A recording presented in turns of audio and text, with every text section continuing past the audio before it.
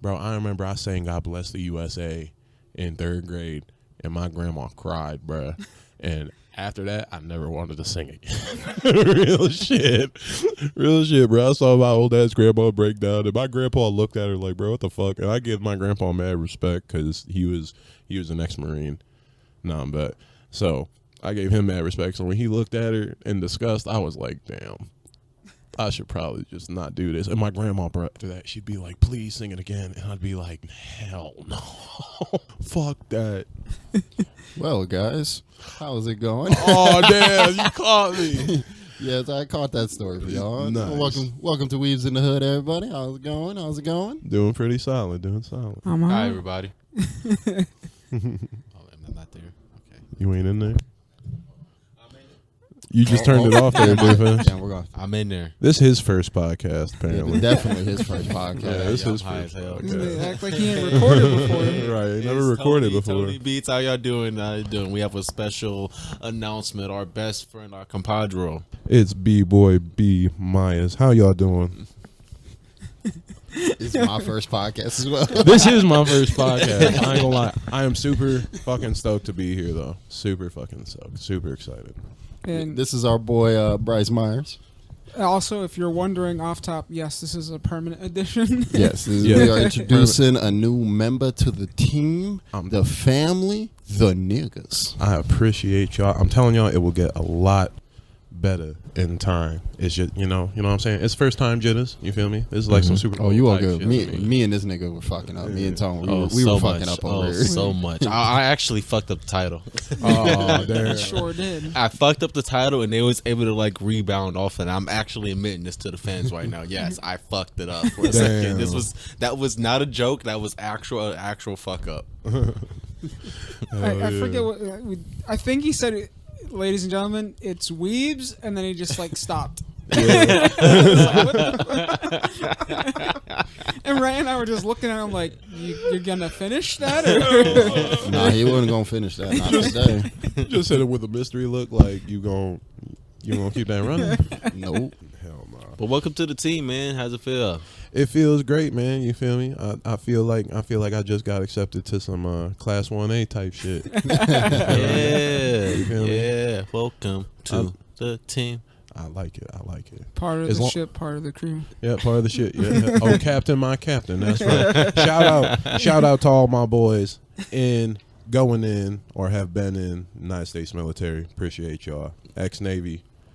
Shout out to all my homies that are still in doing their thing. There you Yes, go. We sir. appreciate Yes, sir. y'all sacrifice. Absolutely. So, my man, why don't you tell the audience a little bit about yourself? So, man, I'll tell you what, bro.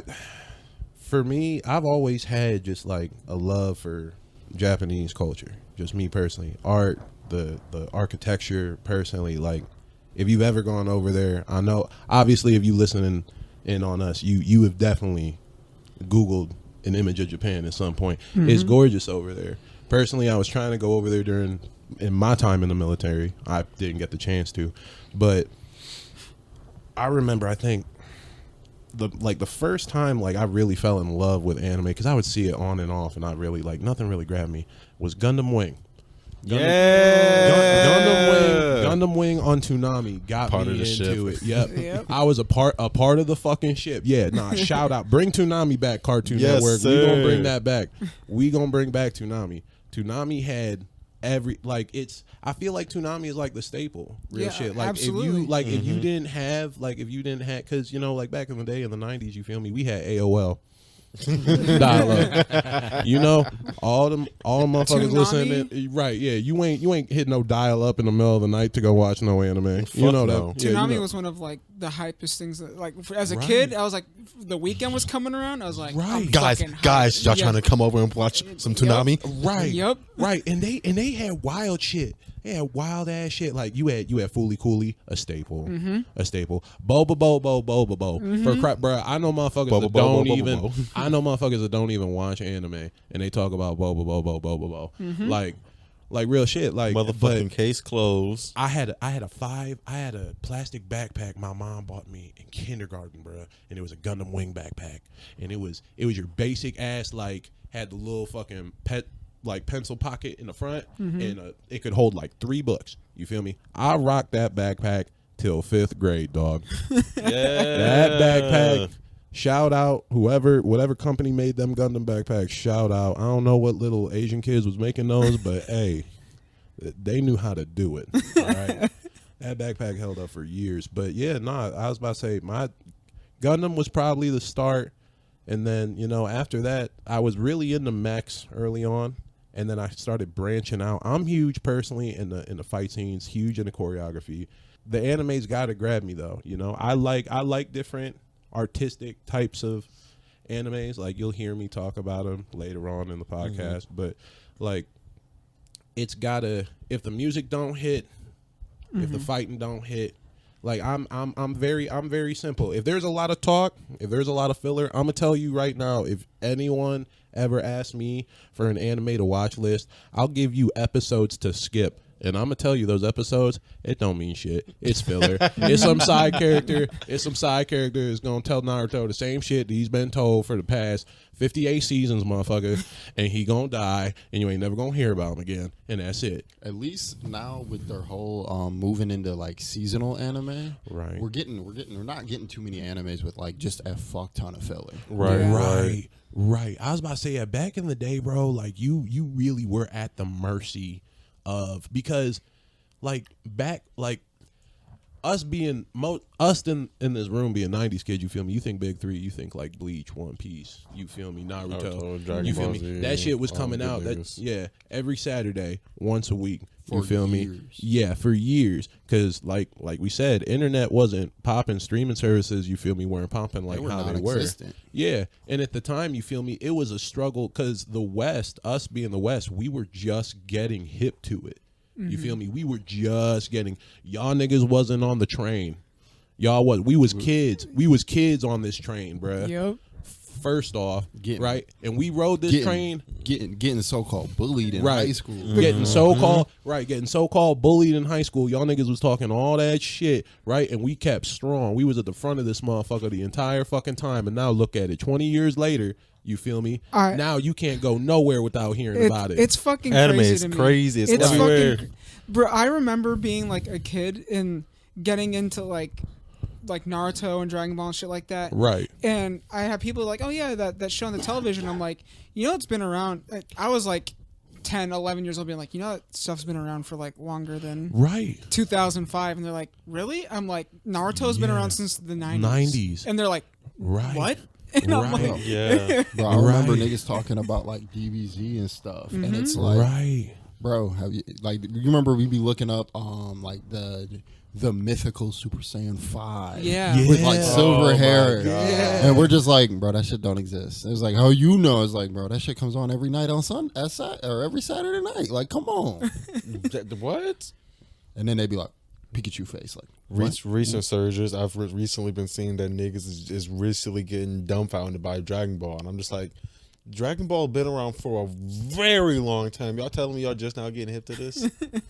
There's a reason why it's a staple. Like, and then like the DBZ heads when we were kids were like didn't even know Dragon Ball existed. And no, like, for real. They thought it was only Dragon Ball Z. Yo, nah, my little brother, he found out Boruto. I feel like I failed him as an anime brother, dog. So listen, bro. All right. So me and my little brother, bro, I'm gonna keep my personal life out of it, but due to family circumstances in the household, you feel me? We weebs in the hood, you feel me? Shit ain't always gold on this side. Yeah. You know what I'm saying? But we gonna make it work. Yeah, we like hostile here, you feel me? We working from the trenches. You know what I'm saying?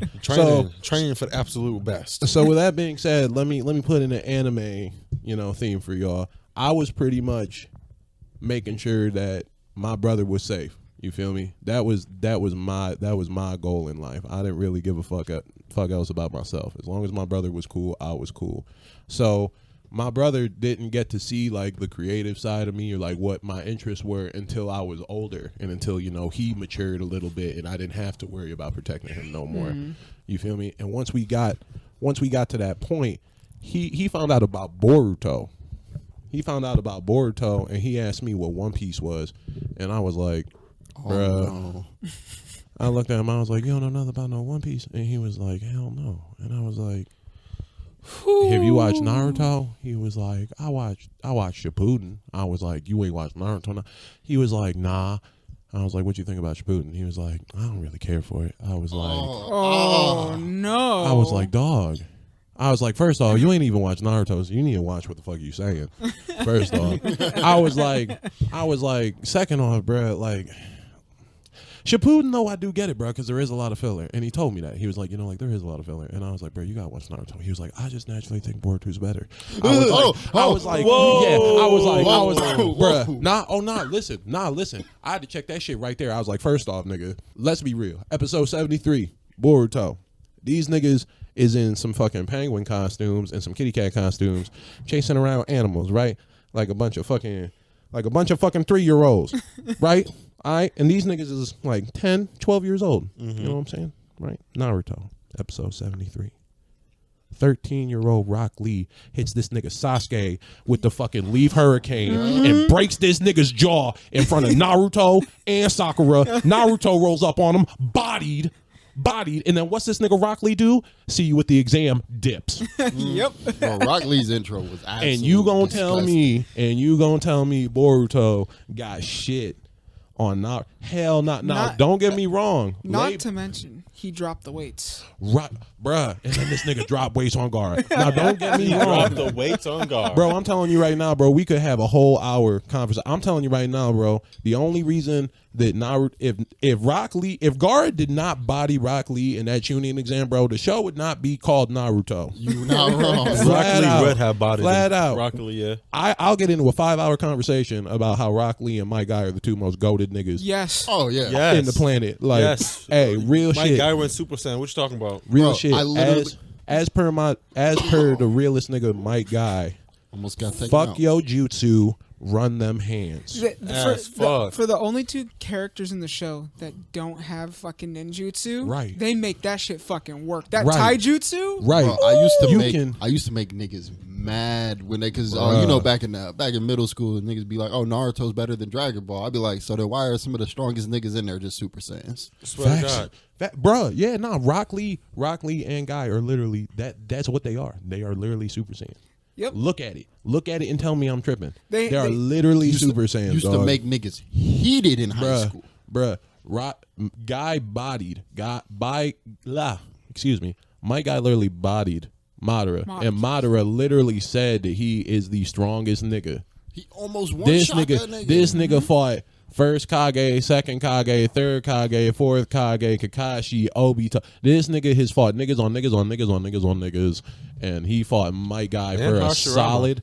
Right, he fought Mike Guy for a solid like 2 minutes, because mind you how fast that nigga was moving. So let's put him at like 2 minutes, right? This nigga was fighting him for probably 2 minutes, maybe even shorter. And this nigga hands down did the most damage out of every other nigga there, right? And then this nigga's in a wheelchair, and in Boruto, this nigga apparently is still working. yes, This nigga's still working. It's and don't stop, bruh. And that's another thing though. Besides Naruto and Sasuke and Boruto, everyone else got a hard nerf, a hardcore nerf. Shikamaru, bro. Listen, Shikamaru needs to be out in the field, bruh. Flat out. I don't know why this nigga pushing paperwork. Absolutely not. If I was Naruto, I'd grab that nigga Shikamaru by the shoulder and be like, listen, nigga, I know you super smart, but you can't be behind the desk, my nigga. That's my job. Your job is to make shit work. I can push papers all day, nigga. Hell no. No, yeah, they hoed him just like they hoed Anko. I was just thinking always that. bring up Anko. Baby girl Anko. Is that gonna be our thing? Is that gonna be our thing? Baby girl just Anko got a getting huge Yep. buff. Yes, I we bet. talked about this last time. We talked about this a few times. A few times. They all, man. Shout out to her, man. Yeah. Shout out to Anko, bro. Poor girl. Man, so you know what? I was gonna say, I was gonna ask Bryce, he over here. Yeah. What are some of your fondest memories for anime? Oh, Do tell. I ain't gonna lie. I think definitely a huge anime memory for me was definitely my first convention. Colossal Con, shout out Colossal Con 2014, dog. That was a lot of fucking fun for me. That was in my Northeast first con. Ohio. Yeah, no, that was a lot of fucking fun for me. Cause that was my first con experience, and I know that a lot of people that are new to anime, like a lot of my homies that don't really fuck with anime, you feel me? Mm-hmm. A lot of them get the misconception, niggas don't, be wearing their deodorant, niggas don't be doing that. Yeah. I am not on that spectrum. If you are a convention goer, please, hygiene. Listen, dog, hygiene, please. If you got enough money to get the VIP pass and get a fucking hotel room and all that liquor and shit, you know what else you got money for? You got at least $2 to go to fucking Dollar General, bro, and grab you some fucking speed stick. Swear to God, bro, on babies, bro. That's some hood knowledge, bro. I'm trying to give y'all $1 million worth of game bro, for Family Dollar just get here. their little dollar travel. Hey, actually, nah. I'm gonna give you the super undercover, some secret squirrel shit, bro. Get the female secret. That shit work better than the man shit. Y'all niggas bro, can say whatever y'all want. If I didn't have eczema, y'all spray. I don't give a fuck. If I didn't have eczema, I agree. That shit fucks with my eczema.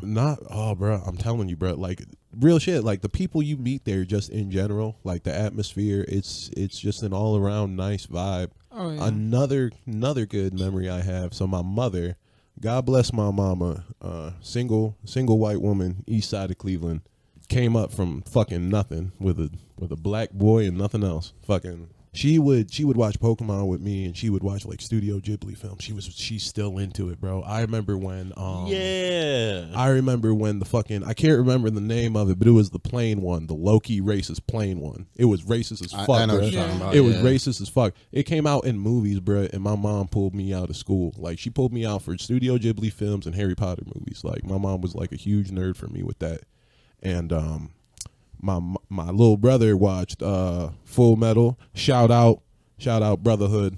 Full Metal Alchemist FFA. That's one. Never seen. That's cap.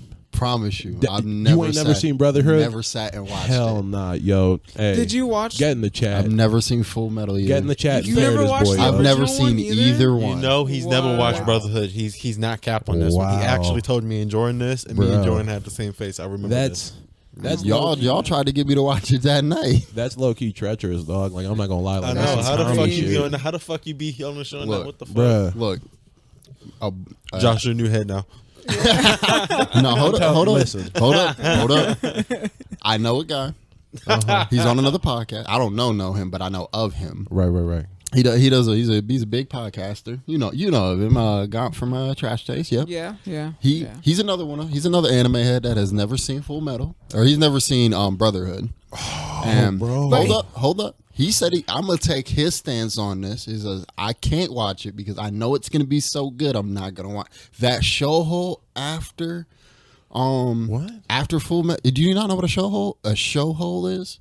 No. A showhole is when you watch something good. Right. And then for like the next week or so, month or so, it sucks you in. You can't watch anything else because, or nothing else sucks you in because something's so goated. I don't want to do that. Bro, I don't want to deal with that. I'm gonna be real. I've been like that ever since I watched Jujutsu Kaisen. I've just been sitting there like, man, I can't fucking stick to anything. And I don't want to go through that again. And I know if I go really ahead or watch those, it's not gonna happen. Yeah, but see, listen to though, you. I ain't even gonna cap you. Right now though is the perfect time because check it, dude. Full Metal Alchemist Brotherhood. If you've already seen Full Metal, you feel me? If you've already seen the first Full Metal Alchemist Brotherhood, bro, here's the thing. Full Metal Alchemist was done right while the manga was being produced. Mm-hmm. Right. The problem was that they didn't produce the anime or the manga in time. Right. Yeah. So they just went off with their. I know the thing, story. Right. So then when they produced Brotherhood, what they did was it was straight manga. Straight manga. And it was 100% accurate. Straight to the point. So bro. that's why a lot of people like Brotherhood more. But with that being said, Brotherhood, there's no bullshit. There ain't no bullshit. And now it's straight to the point. This is happening. This boom. It's like they are straight to the fucking straight point. To the point, man. You know what I'm Straight saying? To the point. And that's in my opinion, that's the beauty of it. But anyway, we got off topic there for a second. But anyway, my little brother, right? I told my little brother to watch Full Metal. You know, after I kicked his ass for saying Boruto was better than Naruto, I told him, I was like, watch FMA. You feel me? My mother's never seen Full Metal. She has no idea. A lot of people probably know what you're about to talk about. It's the picture of or it's the photo of fuck, what's the little girl's name? No. Oh, are you talking about the homunculus? Yeah. Big Brother Edward. Yeah. Nah, Yeah. it's not fuck. What's the God damn it. I'm so mad that I can't figure out the dog and the little girl's name right now. And I know it's gonna piss off people in the fucking podcast. I'm sorry, y'all, I'm high as fuck. But nah, y'all, but like it's them doing the fusion pose from Dragon Ball Z. My mom knows Dragon Ball. My mom does know Dragon Ball. Flat out. She thinks yeah, nah. Vegeta, nah, my mom don't like no Vegeta. But dude, and I remember my little brother got it, and his face, like, he looked at me with this like shocked grin, and I just laughed. And my mom was like, "What? I thought it was cute."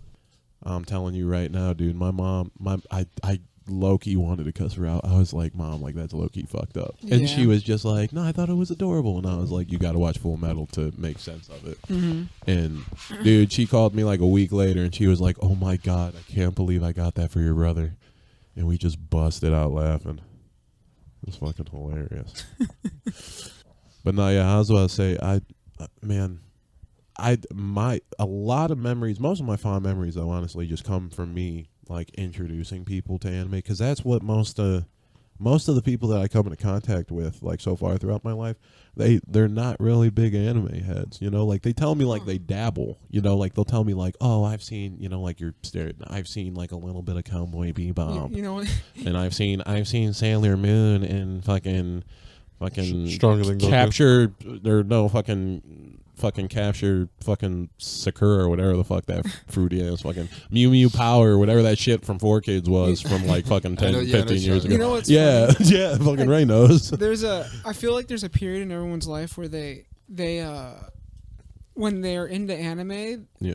when you've been in it for long enough, you hit a period where it's not that you don't want people to know you watch anime, but you're tired of like random ass people coming up to you and talking to you about it. So when they ask you, I used to lie and say the same thing. I dabble. When I was on that shit like every day, I'd be dabble. like, Yeah, I dabble. I know a little bit. I dabble. Yeah, not like, and that's the thing though, for real. Because like when we were growing up, you know, like back in the '90s, with like, bro, and that's the thing, bro. Y'all motherfuckers nowadays, bro. If you're like an 8-year-old listening on this podcast and you think that you know your life is terrible now, bro, because you get cyberbullied, I'm telling you right now, dog.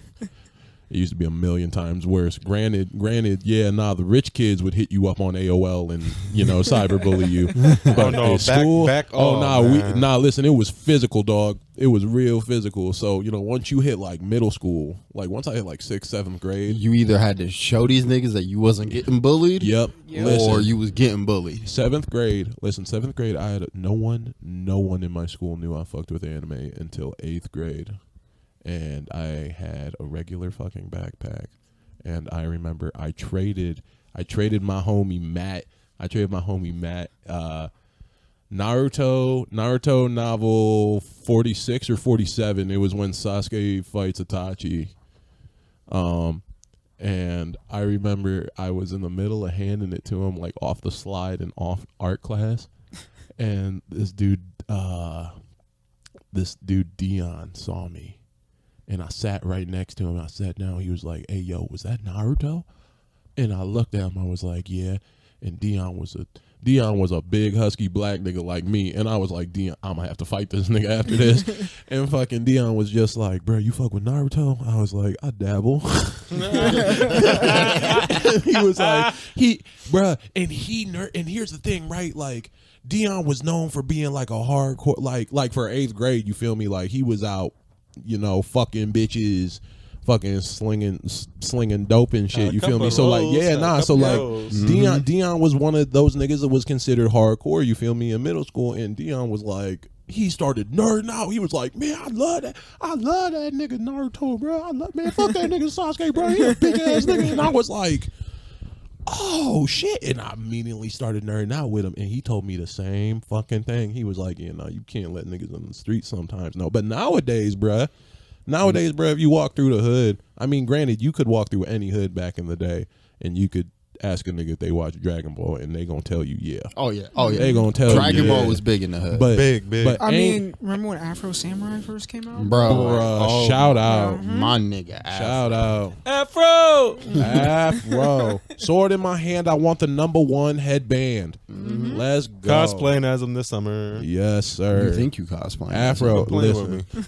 Shout out Samuel L. Jackson for that one, bro. Bro, for real. Yeah. For that. Absolutely. Samuel L. Bro, you've been doing some great work, dog. You've done so much good shit. I love Samuel L. Jackson. So much good shit. I don't know about y'all, bro, but his role in Django, I ain't never hate a black Bruh. man so much in my life. Bro, That's- I swear that's to fuck. on that neck. On that neck, bro. I tell people all the time, I'm like, bro, that's how you know he's a good actor. And my mama even was like, what do you mean? I was like, I genuinely Hated that was nigga. like, Jamie Foxx needs to kill this nigga here. Bro, like for flat real. out. The moment I saw him, bro, the way he just, bro, his stank eye alone, I was like, he is such an ugly, old, uppity, crusty ass nigga in this film. Uncle Ruckus ass nigga. Right. You wanna know what Such else? an Uncle Tom, Uncle Ruckus ass nigga. Real Yeah, shit. real shit. Absolutely. You know there was another movie Sam did that was real goated where he played a villain and he played a very convincing villain. Yeah. For if y'all don't know, it's called Lakeview Terrorist. Right, yeah. That, Terrorist. bro. That was I a mean, fire ass movie. If you like Django and you like Lakeview Terrace, you like fucking what is it, Hateful Eight? Yeah, Hateful Eight. Hateful Eight's a Eight's good good. one. Hateful Eight's a good one. I think the only movie that he's been in where I really didn't care for him was that was that Jigsaw film that he was in with Yeah. with what's dude's name? Chris Rock. Yeah, with Chris Rock. And I ain't gonna lie, like, bruh, that whole series is sad. Like, listen, and I know Saw's not for everyone. Listen, when I was a kid, bro, that shit used to scare the fuck out of me when Saw 3 first came out on Halloween. Because Saw 3 came out on Halloween, right?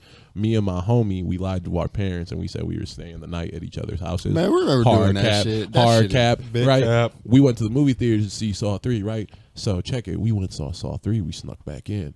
My homie didn't tell me that he put his TV on sleep mode, right? So I was sleeping in the futon out in the living room, and it's 3 in the fucking morning, dog, and the TV just pops on and it's static.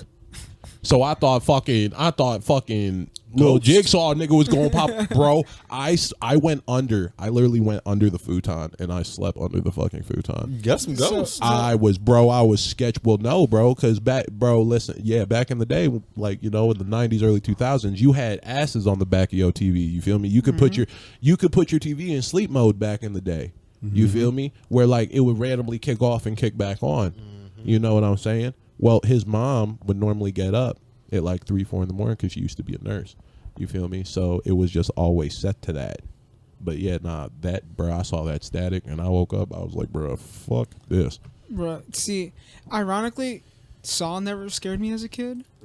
But what did was The Ring. The Ring scared me as a Fuck kid. The Ring. The Ring scared the fuck out of me. The Ring was creepy. I was in my terrified opinion, of man. watching TV and that same thing, the static. I was terrified of TV Yup. static, and I was terrified of taking a fucking bath for like 2 weeks because I was like, bruh, that bitch is gonna get me. And that And the bitch fucking stank, Grudge man. too. The Grudge Grudge, was yeah. terrible. Oh, the Grudge was was- rough. It took me a minute to watch that for real. I think it took me until like I was like 17. I'll be honest. It scared me for a minute. Oh, yeah, the Grudge was definitely something else. Grudge is terrifying. But nah, man, fucking we got way off topic. but nah, Welcome dude. to the podcast. Right, welcome. welcome to the podcast. But nah, dude, anime has been for me, it's been a huge part of my life. Honestly, like a lot of the homies I met in the military, huge fucking weebs. I remember, dude, I would have guys in my unit, if we could get leave permitted, or you know, all the real dirtbags know that sometimes you don't ask for it. You just gotta risk it. Shout out all my dirtbags in the military. But nah, man, we go out of our 250-mile fucking radius, and you feel me, like the whole weekend. Like I remember one time we went up to New York, and we literally were just Googling like fucking Korean hot pots in anime stores. And we would just fucking drive up, you know, just to like boost morale, you know, just to have a good fucking time. Like you can, you know, back in the day, you know, I feel like it was hard, you know, for most of the weebs out there that, you know, because the community was small and it was very to itself. It was really, really quiet. Now with the technology we got nowadays, you feel me? It's definitely It was like that, and as I feel like back when we were like in high school, as anime started getting popular and more people wanted to talk about it, we started getting hit with the stereotypes because you would get them really bad, like real bad stereotypes. You get the stank one, you get the bad hygiene, and for all of us that do watch it, we all know niggas who fit that stereotype. Like 100%, bro. There are some stereotypes that I can't get mad at. Like, we all play Magic. Right. How many times have we gone to a car shop and been like, yeah, you fit that stereotype. Yep, that's exactly why we get this stereotype. Yeah. Yeah, absolutely. Nah, I definitely feel that. Nah, dude, that's what I'm saying, man. Like, I want y'all to know I'm a very emotional talker. So, to my statement last time when I said, you know, if you go into conventions and shit, you putting in all that money, just know, chat, that I'm not saying that in an angry way at you. I'm not angry at you. I always spit knowledge in a loving way. You know what I'm saying? I want people to. I mean, granted, it's your life. You do, you know, what you want to do. I hope you pay your own taxes. You know, I hope you're a grown ass adult. You know, if you're an adult, slacking. Right? Yeah. If you're an adult, you feel me. You do what you doing. You feel me. You paying your taxes as you should be. You know, you're abiding the law as a fucking citizen. You know, doing what you need to be doing. If you walking around not wearing deodorant, granted, that's a very small thing to change, but at the same time, it's a small fucking thing to change, dog. Yeah. It's not a big hiccup, but bro, you smell like shit. Come on. It's like, fix that, my guy. Yeah, like, I like beef jerky as much as the next guy, but if you smelling like it, homie, that's a problem. Flat out. I agree with this statement. Nah, bro, like, I play D&D, bro. My Dungeon Master, bro, fucking, I was playing with him Tuesday, and I had to tell him flat out because he came across me, like, moving pieces, and I looked at him, I was like, bro, did you shower? And he was like, what? And I was like, did you shower? And he was like, well, I was like, I'll wait a whole 2 fucking hours, motherfucker. He's like, I don't wait. care. I will happily wait, dog. I was like, I came in here. Shower. I came in 30 minutes late, dog. I came in 30 minutes late, and you was the only nigga here, and you was sitting at the table. You ain't fucking shower? And he was like, no, I just got to work, but I'm tired. Nigga, that is gross. That is fucking gross. That's not an excuse. That's fucking disgusting, If dog. anything, that's hygiene more of a is reason. key. Yeah. Hygiene is key. Exactly. You think these niggas walking around in the fucking and these isekais smell like shit? Absolutely not. That's why they give you bathhouse scenes, motherfucker. They bathing. They're bathing. Stay clean, stay hydrated. You know what I'm saying? No one wants that, man or woman. I don't care what your sexual orientation is. No one wants to be around a stank. Don't a piece of stank. Dirty. Don't be dirty. Dirty. That is. Don't be that nigga on that nag. Don't be that. Yes, don't be that nigga on that nag. That's gross. That's gross. It's like, yeah, it's nasty. Nah, I got a question. Nasty. You kind of came here one episode a little late. Okay. Dubs versus subs, my nigga. All right. So, shout out to all the voice actors that actually put in the effort and actually get me indulged and immersed in my animes. You know what I'm saying? Absolutely. Some animes are really good subbed. Or not subbed, dubbed. Some are really good dubbed. You feel me? Going back to Full Metal Brotherhood. Yes, bro. perfectly. That's you know really what I'm good saying? dub. If I look, and that's really another thing when I look back. I look back on the old animes, you know what I'm saying? Like the ones I grew up with. The Gundam, Gurren Lagann, Samurai Champloo, you know. Samurai Champloo. Yeah, fucking like all the OGs. And like I was watching those in dubbed because they were on Toonami. Yeah. Mm-hmm. You know what I'm saying?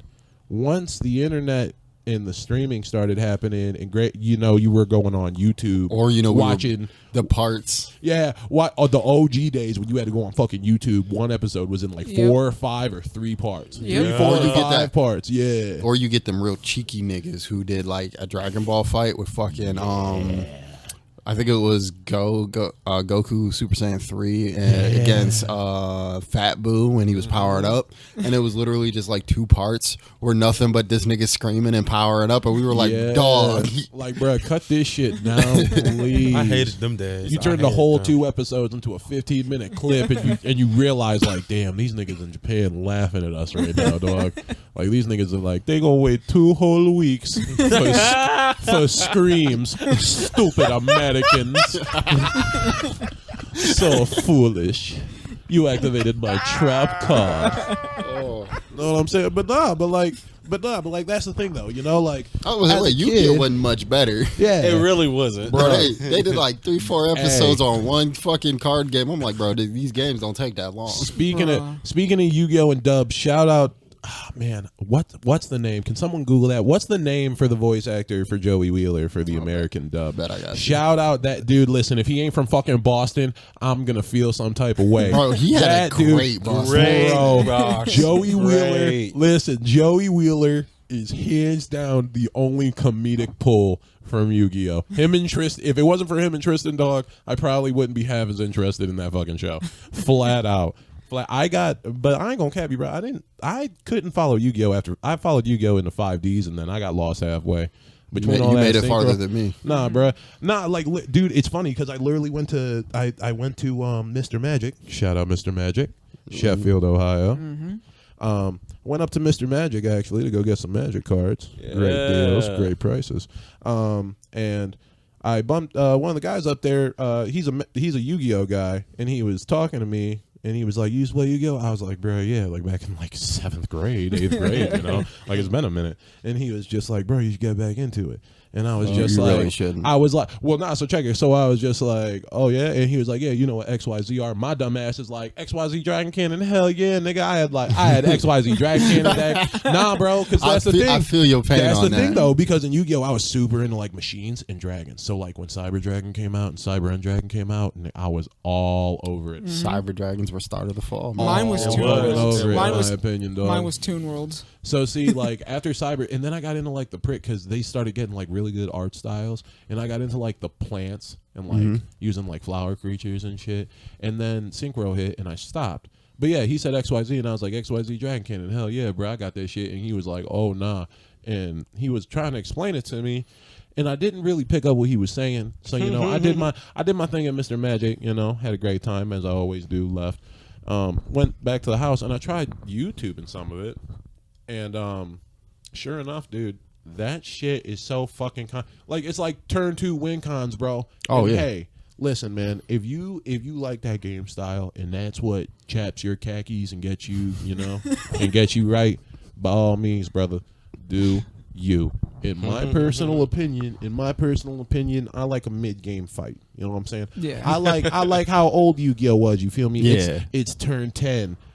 You know, fucking Tone got 1,800 life points. I got 1,500 life points. But I got card advantage, and I have more creatures on the board. And Tone don't got no trap cards down. You know, it's anybody's game.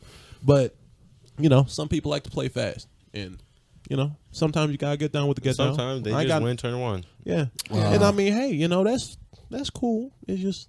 It ain't my cup. Nah, you're right. It's not me. It ain't my cup. I like the long game. Wayne Grayson is Joey Wheeler's American voice actor. Wayne Gray. Hey, shout out. Wayne. Grace. Wayne. Hey, brother. Mr. I hope Wayne. you got the best health. I hope your bitch bad. I hope your marriage is great. I hope you got all the land and all the money you want, brother. Because you was my comedic pull through as a child. Yeah, he was. Shout out Serenity. This is for my sister, Serenity. Get him, Yugs. Oh my God, bro. Bro, when he started calling him Yugs, I was like, bro. Yo, bro, this nigga. Dude, I remember, bro, when I was in the Navy, dude, I remember getting shit-faced drunk going on YouTube, buying YouTube Premium, and then going on there buying fucking Yu-Gi-Oh! And watching fucking Yu-Gi-Oh! Movies just to see Joey's goofy ass duel. Bro, I rewatched Joey battle Seto Kaiba 50 fucking times, and I remember drunk as fuck every time being like, get him, Joey! Get his ass! Seto Kaiba had no right to do Joey that bad. Bro, hey, fuck Seto Kaiba on my dead homies. I'll dookie on that nigga's grave. Although he does. The only card that nigga got is Blue Eyes, and that's the only cool thing that nigga got about him. The cool thing is they could put no, there's one more. They could put on his tombstone. You're a 4th grade third grade deck. Yeah. One of the dirtiest insults, bro. Bro. When he said that shit to Joey, I was like, bruh. Bro, one of the dirtiest insults I will ever remember hearing. Listen, dog, Joey's already down bad on his luck. He's a side character, best friend to a nigga who literally runs the whole fucking game, right? He know he always gonna be at best silver medal nigga. Right. And now you gonna come in with your rich, fancy ass nigga had the same haircut for 20 years, still rolling the same whip, nigga. Your little brother's your manager. All right. You had the same crusty ass deck running the same crusty ass combos for the past 20 fucking years, and you gonna call me a 4th-rate duelist with 3rd-rate deck? Bruh. I'd have threw hands. I'd have threw hands right there. Fuck this deck shit. Come here. I'd have threw the deck down. We'd have thrown hands. Hey, yo, Kaiba, let me call my boys from the Bronx. This ain't for my sister Serenity no more.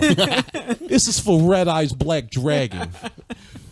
I think that's the worst part. His favorite monster was literally the little brother to Blue Eyes. Red Eyes Black Dragon was literally the great value Blue Eyes. Real shit. It really was. Real shit. I love that card to death. I remember. Bro, they got some shit. Like their deck isn't like competitive anymore, but their upgrades are fun as fuck. Dude, when the first like pre-con decks came out, you know, for Yu-Gi-Oh, I remember going to Toys R Us, and it was Yugi, Kaiba, Joey, and Pegasus, right? Pegasus, I remember my kid instinct, Joey, off rip.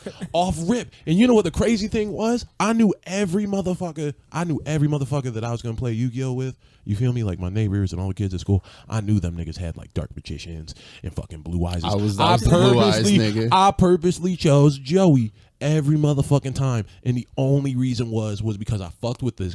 I thought his creatures were cool as fuck. I thought this nigga is the only American nigga in the show. I'm repping the fucking set. This is for my fucking sister Serenity. You feel me? And I would get fucking bodied until Buster Blader came.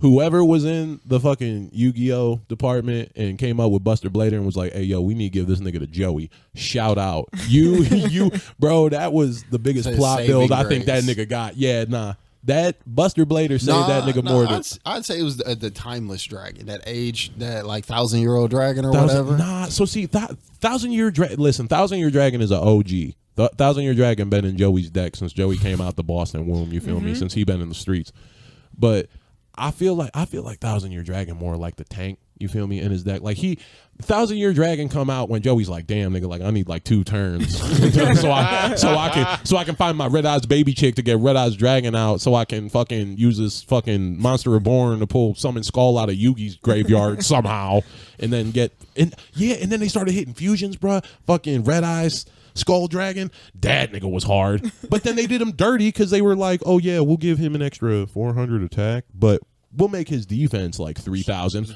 Fuck you, dog. It's like, bruh, you can defend against Blue Eyes. You just can't kill Blue Eyes. You just can't kill him yet. Like, bruh, you're fusing him with the main character's card. And shout out Summon Skull. Summon Skull was a absolute staple. 1 sacrifice, 2,500 attack. Strong, bro. Listen. If you're a competitive fucking Yu-Gi-Oh player and you run Dark Magician in your deck and you don't Blue Eyes. Blue Eyes is garbage. And you don't have anything that synergizes with Dark Magician, sub him out for Summon Skull. You're literally sacrificing 1 more creature for the same amount of attack. That's fucking retarded. I will say this. Flat out. Yugi's base deck was fucking stupid because all you had was heavy hitting fucking Dark Magician. And Summon Skull's 1 sack does the same amount of shit. They did something way back. 'Cause now they have all the apps or all the deck building games or whatnot. All the Yu-Gi-Oh games where you can build games. People have built Yugi's decks before and they just don't work. Yeah. Dude, nah. I had Duel Links for a fat minute, bro, and I tried my Cyber deck, and that shit got shut down in like 2 turns. Like, I'm not gonna lie. The decks they were running are 1, they're old. 2, they're trash. Even on top of them being old, they're garbage. You want to know something crazy, though? And it was a nice little bit of nostalgia. I did make an XYZ Dragon Cannon deck in Yu-Gi-Oh! Duel Links, and that motherfucker still worked. It still worked. Niggas do not, bro, I don't know what it was, but like the moment that shit came together, I was like, bruh, I still got it. I can still beat Pegasus with this, bruh. Like I can do it. You got it. I got it. I don't need no Millennium item, dog. I was built different.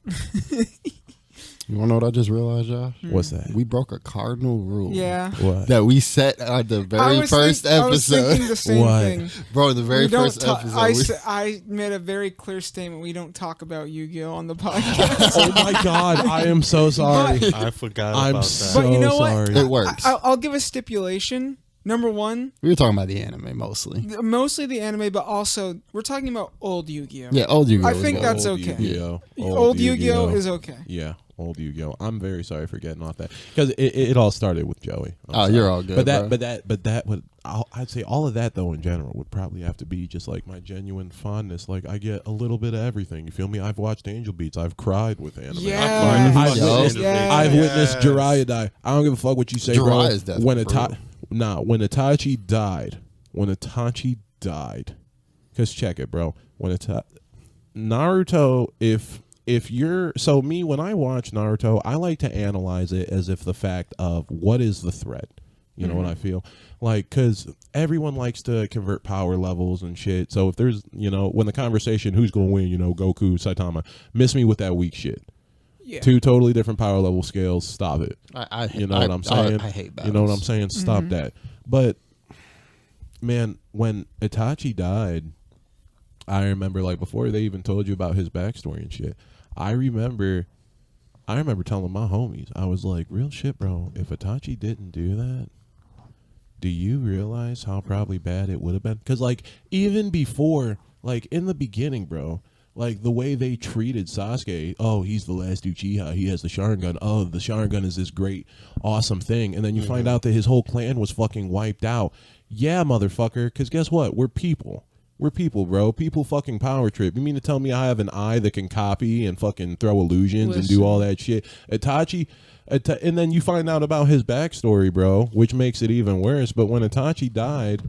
Like, I broke down in fucking tears, but anime's done all of that for me. I mean, look, people don't realize the Uchihas were on some shit. Like, they were about to fuck up the whole village. Yeah, like, real shit. Like that's their dad had the power to control the Nine Tails. Bruh, that's right. And Itachi, bro, was right there. Like, he was just this cold with it.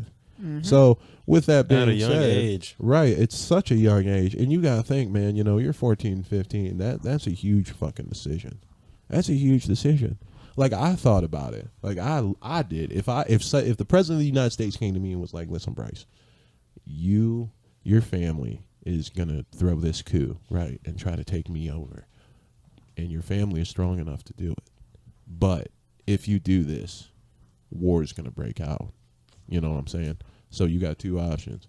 You can either let your family do this and, reap what you sow. You know what I'm saying? Or you can waste your family. Bruh. That's deep. That's deep. When you think about it like that. Nah, real shit. Shout out Itachi, bro. Itachi really did. He made the ultimate sacrifice. And the nigga technically didn't even succeed. He failed because he let Sasuke live. Yep. Flat out. And then and that's honestly why I don't even fuck with Sasuke, because Sasuke finds all this fucking shit out. And what's this nigga do? I'm gonna destroy the fucking village, bro. Everything your brother did was for nothing. Everything your brother did was for nothing. You're a selfish little fucking emo boy. He was mad. Get the fuck out of here. He was mad. Nah. Shout out my nigga Naruto, because Naruto is a real hood ass nigga. Naruto came from the streets. Nobody loved him. Nobody fucked with him.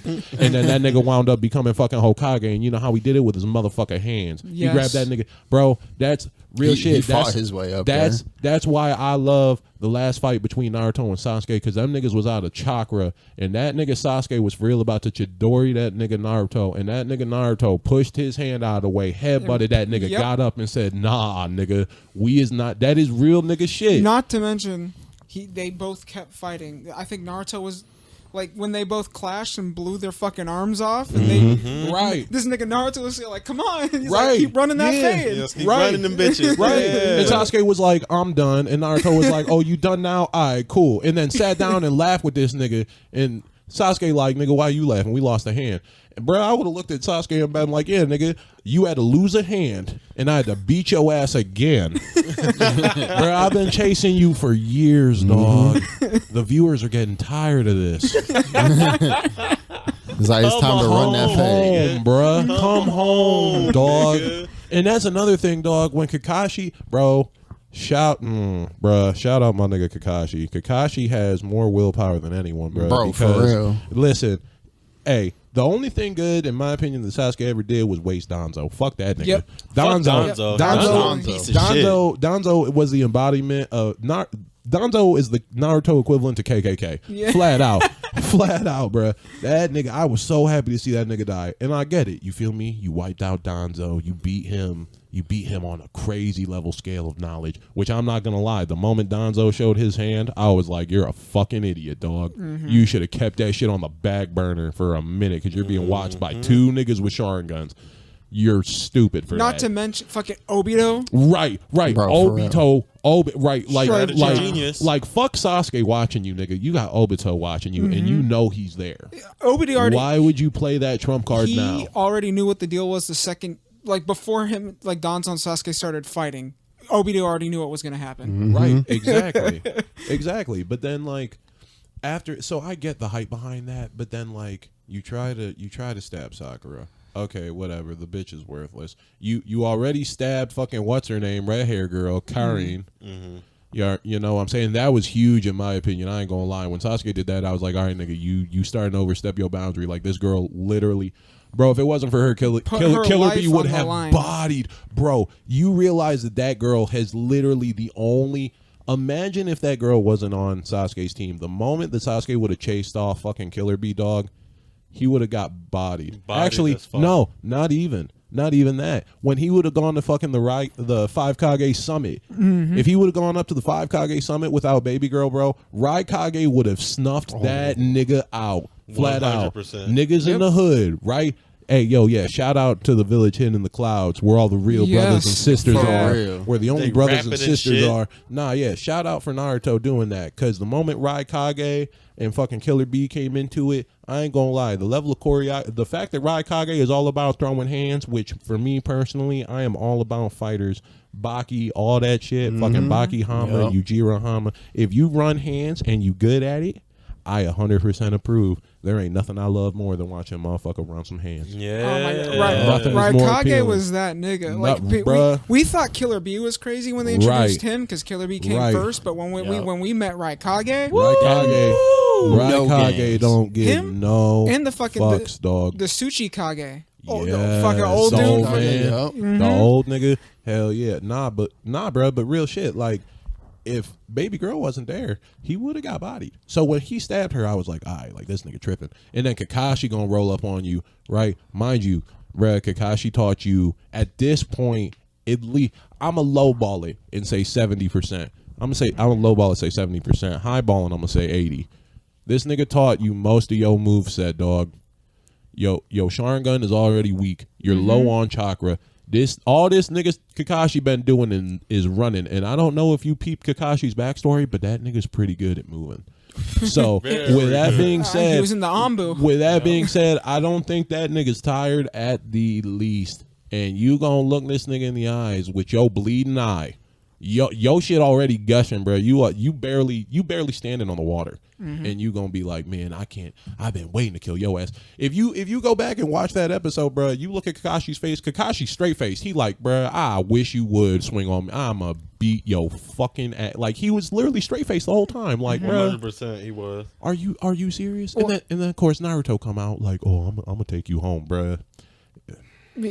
At that point in time too, it pisses me off. Sasuke pisses me off at that point in time because you could tell he views Kakashi on like the same level as like Orochimaru. Yeah, and when definitely clearly Kakashi, he's on a totally different level. He is a different level than Orochimaru. Orochimaru didn't want to smoke with Kakashi either. He didn't even want it with Sasuke. Listen, he tried to deter Sasuke, and Sasuke's like, nah, fuck that. Orochimaru is solely about survival, and Orochimaru's way of fighting is, I don't care what I got to do to survive. You feel me? Kakashi, who literally watched his dad kill himself, was taught all about disgrace and shit, watched his homie die, killed his other homie, watched his teacher die. Kakashi has been through as much emotional shit on par. I can't really make that statement because, he didn't slay his family. But Kakashi's up there when it comes to emotional damage. Yes, he is. He's up there with Itachi. So with that being said, and Kakashi has always kept himself like with Zabuza and shit like that, right? Yeah. Kakashi always prioritizes the weak over himself. But with that being said, he never shows. He always plays at whatever power level he's fighting against. That nigga never goes buck wild off the gate. That nigga plays the long game, and he plays it smart. Mm-hmm. In the ninja world, though, oh my god, in the ninja world though, you feel me? Most niggas come out of the gate crazy, yes. You know, like like killer be killed type shit. But I get that. You feel once me? you put it in, Yeah, it stopped being ninjas. Kakashi was the only nigga that would keep his Definitely cool and ninja be magic. like, I'm gonna play around and see what this nigga actually capable of. Remember the first fight between Killer Bee and fucking Kisame? Yo, Kisame went to 100 like that, like instant off the rip. cusp. Right, like, bruh, but any real fighter will tell you that is not the move. You feel me? You gotta Kakashi, low key, Kakashi is a testament to that. Granted, he gotten his ass whooped a good couple of times and gotten his chunked. Mm-hmm. Absolutely. Hey, look, sometimes he got stunned. That niggas came out crazy. And he was like, "Oh, I ain't ready for this." Batman of the universe. Right, be real, bruh. Is you gonna take on pain? No, you not. Let's be real, everyone in the chat. I know a lot of people are, every Weebs had the question, you feel me, like, oh man, if you could get, put into an anime universe, what world would it be? Naruto. Scary. If you get put in Naruto, my nigga, remember, your name is not Naruto. No. Hey, look, same with Dragon Ball Z. Like, your name's not Goku, Vegeta. Who says you're gonna be a Super Saiyan? Right. You could be Farmer Bob from episode 1 that gets bodied by Raditz. For all you know, you can exist on that one planet that just got fucking death beamed by Frieza. Right. You could be a brand new born Saiyan that's on planet Vegeta just as Frieza's blowing that bitch up. like think about you this. really gotta think about it. I remember a nigga said Attack on Titan, and I was like, bro, You're crazy. You're crazy. He is crazy for that. I looked at him, I was like, let me guess, your scary ass gonna be a scout, right? Roaches scare you, nigga, but you gonna fight a fucking 50-foot Titan, you lying ass. You gonna be the first nigga dead. Take it from someone who is in the military, bro. You will be the first nigga go. Right. Take it from someone in the military, bro. That shit, if you get put in the Naruto world, bro, done.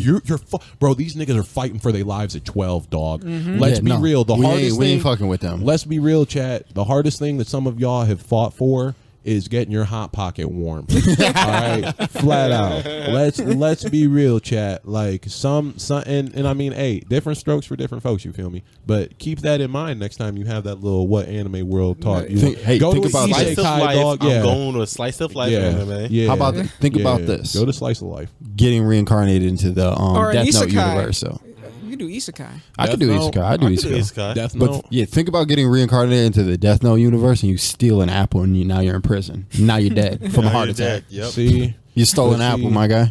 See, check it. I'm gonna keep my ass in America. Fuck that. I'm gonna keep my ass a whole nother fucking country. Bro, he was killing everybody. He was killing niggas in America too. Bro, I'm gonna keep my ass up. Bro, that nigga ain't gonna have no reason to kill me, bro. I'm gonna, bro. Hell no. Out of state. I'm gonna do, bro. I'm gonna do some minuscule job that will literally have like 100% zero possibility of me ever coming into contact with dude. Like I'll never have a reason to.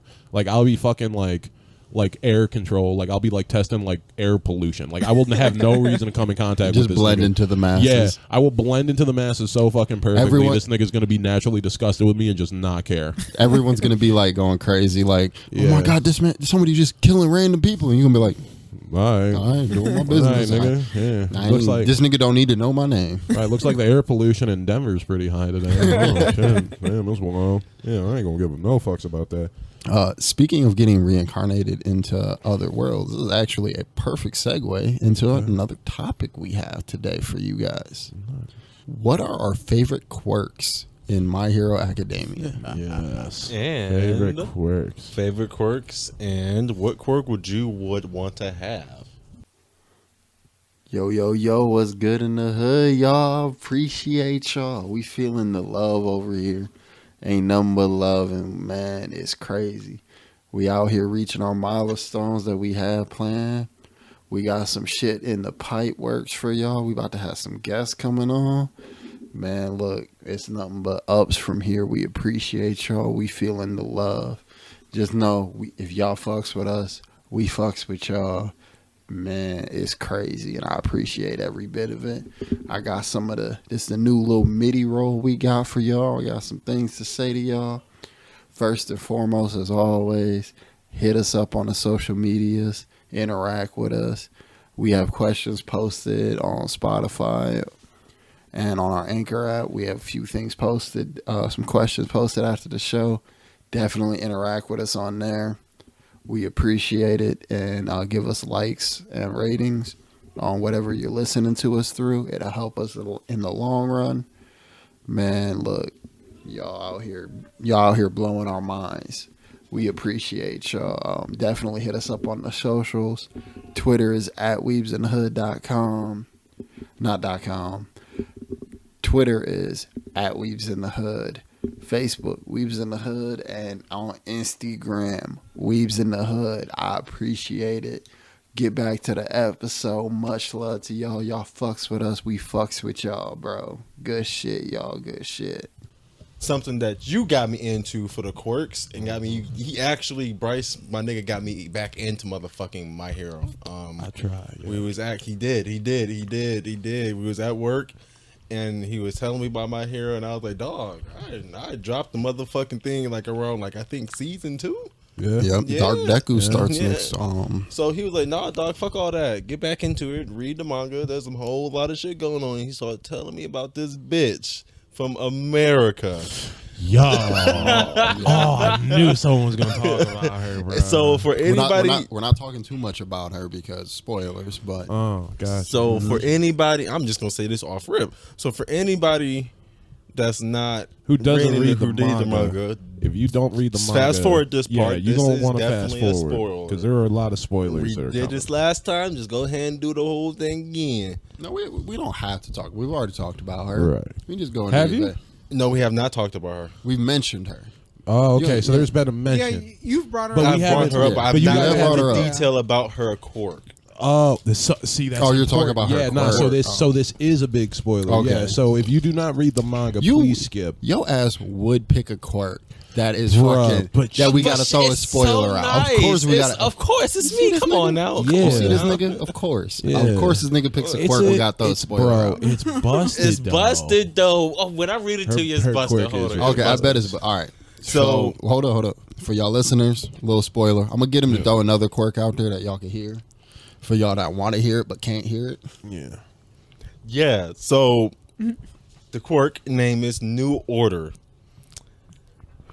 Woo. So what this quirk allows the user to do is to set up rules onto their surroundings by touching their target and calling out their name, allowing them to manipulate and bestow them new properties onto themselves in the world around them. With this, you can, in the range, it's my notes is all fucked up. My bad, everybody. No, you straight.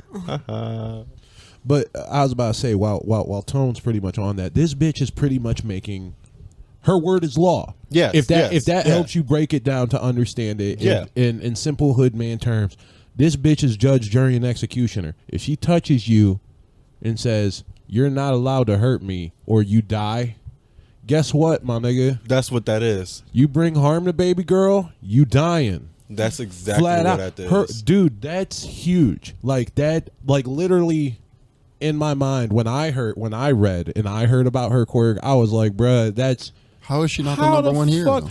Right. So well, no, she is. She So is. technically In America, she is. In America, she is the number one hero. So- she was inspired by All Might. Like and trained. Blonde hair, big buff white girl. Fucking, she got she got the same fucking fit as All Might used to have. For those who want to know the name, her name is Kathleen Bates. Yes, she's the daughter of the president, I believe. Yes, it in is. the manga. Yes, it is. In the manga, which is also a nice little tidbit. Bro, she rolls up on fucking like 5 Blackhawks, dog. Like Yes, she rolls up. yes. Bro, she literally turns the air around her. She literally creates a law, turns the air around her into like a gigantic humanoid form of herself, and fucking takes a fucking laser beam and javelins niggas with it. Like, bro, Like it ain't nothing. Yeah. Like it ain't nothing. Note to the fact that her quirk, she can also, with her quirk, she can change the very nature of her quirk itself. Right, like that's, bro, in that world, That's that's broken huge. that's huge as fuck. That's huge as fuck. Yeah, that's huge something as different. fuck. Huge Different as as fuck. fuck. Which is also probably another reason where it brings up to the next part of this topic. One of my favorite quirks that I would use, or just any power in general, would be matter manipulation. Okay. With matter manipulation, you could do practically pretty much anything that you can God's will it be. Now, when you say matter manipulation, are you talking more like Yamomo, like Yorozu, like the girl who like eats shit and she can fucking like make shit with it? Yes, or are you talking more of like? Are you talking more of like Full Metal Alchemist type shit? Put them together. You an asshole. Put them together. Put them together. Put them together. So overhaul. Basically. That's what overhaul. Yeah, no, that's what Overhaul's quirk was. Overhaul's quirk was that he could whatever he touched, he could break down on a molecular level. He could deconstruct and reconstruct. Mm-hmm. Right. Okay. Basically, yeah. Okay. Mm-hmm. All right. Those are some super fucking dope quirks. For me personally, right? When I think of dope quirks in general, I immediately gotta go to Kirishima. I knew you was gonna say that. Yeah. I got to, bro. Like Kirishima. First off, Kirishima, if y'all don't know, UA class member, feel me? Huge Red Riot fan. His ability hardening, right? There's another character in the show, can't remember his name. He has a rivalry with Kirishima. It's not Bakugo. It's to do with the silver hair, right? Yeah, but his ability is that he can harden into steel. Yeah. Strong too. Right. So Kirishima, first off, I fucked with Kirishima just because of his vibe alone, right? But his quirk being able to harden, like, I've always, for me personally, in any game I've ever played, in any fight I've ever been in, I'm a very defensive person, right? When I drive defensive. When I fight, I never swing first. I wait, see what's coming, and then deal with what's coming as should be. You know? So in my eyes, hardening is just a super bodied quirk because you can fight and punch all you fucking want. If you're literally an indestructible wall, I don't give a bro, pound away.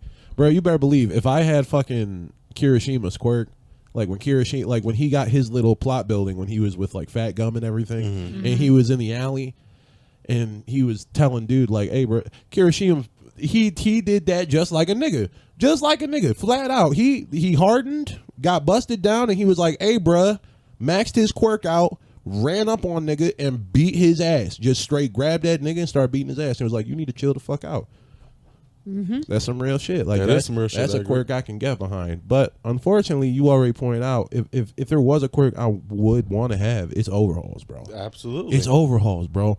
In my opinion, the way they did overhaul in the anime, that was one of the first. That was a big fight where I was like, "Fuck, I don't know how Deku gonna do to make his way out of it." Exactly. It's already bad enough that they got able to. Right. It's already bad enough that they had that they got Night Eye. R.I.P. to the real nigga. R.I.P. to one of all my sidekicks. But real shit, bro. Overhaul's quirk. I feel like where Overhaul fucked up is that Overhaul was too. He was too in on himself. You feel me? Oh yeah, of course. If he looked at his quirk, he looked at his quirk from an angle that most people would do, especially if you got, you feel me, like a family member and shit, you know, that's sick. And that's what makes his situation a little bit more fucked up. But at the same time, bro, he was using his quirk, in my opinion, he was using his quirk at such a basic level that it's almost insulting. Like, how are you, like, a boss of this Yakuza and you have such this big following and you get bodied by a nigga that really shouldn't have bodied you? Like, that's fair. That's like fair. That's fair. Like, dude, anything you touch, your imagination, like literally your imagination is that's how strong his quirk is. Like, is if he can imagine it and touch something physical, it is reality. He can deconstruct it and reconstruct it. So that being said, bro, you're gonna lose to a 16-year-old kid that got glass bone syndrome and plot armor. Yeah, bro. He lost the like, plot armor. Let's be honest. He lost the plot armor. His hero name is a tree. My guy. I mean, Deku, come on now. I feel the same way with Stain, kind of. Stain also big plot armor. Stain. Big plot armor. Hero's good. Hero killer Stain. Big plot armor. I was about to say. So yeah, have you read the manga, Josh?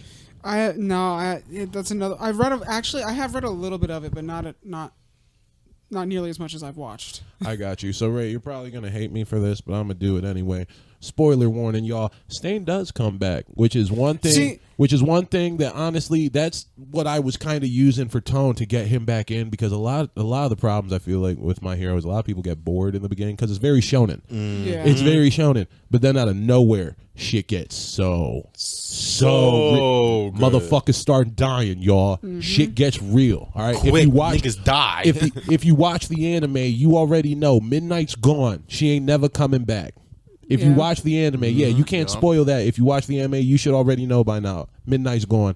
She's done. We've lost like 13 heroes in the anime alone, right? You think it's bad? Shit. It's only going to get worse. Shit. You ain't seen nothing. You ain't seen nothing. But yeah, Stain does come back, and keep your eye out for that. Well, luckily for me, that wasn't much of a spoiler, because I anticipated him coming back just because of the way that in the anime, the way that he left. Yeah. He told Deku, he said, "Look, you got me for now, but I will be back out here." Yeah. And he's like, "I gave you enough props now to call you a real hero, so when I show up, you better be fucking ready." Yeah, deliver. Yeah.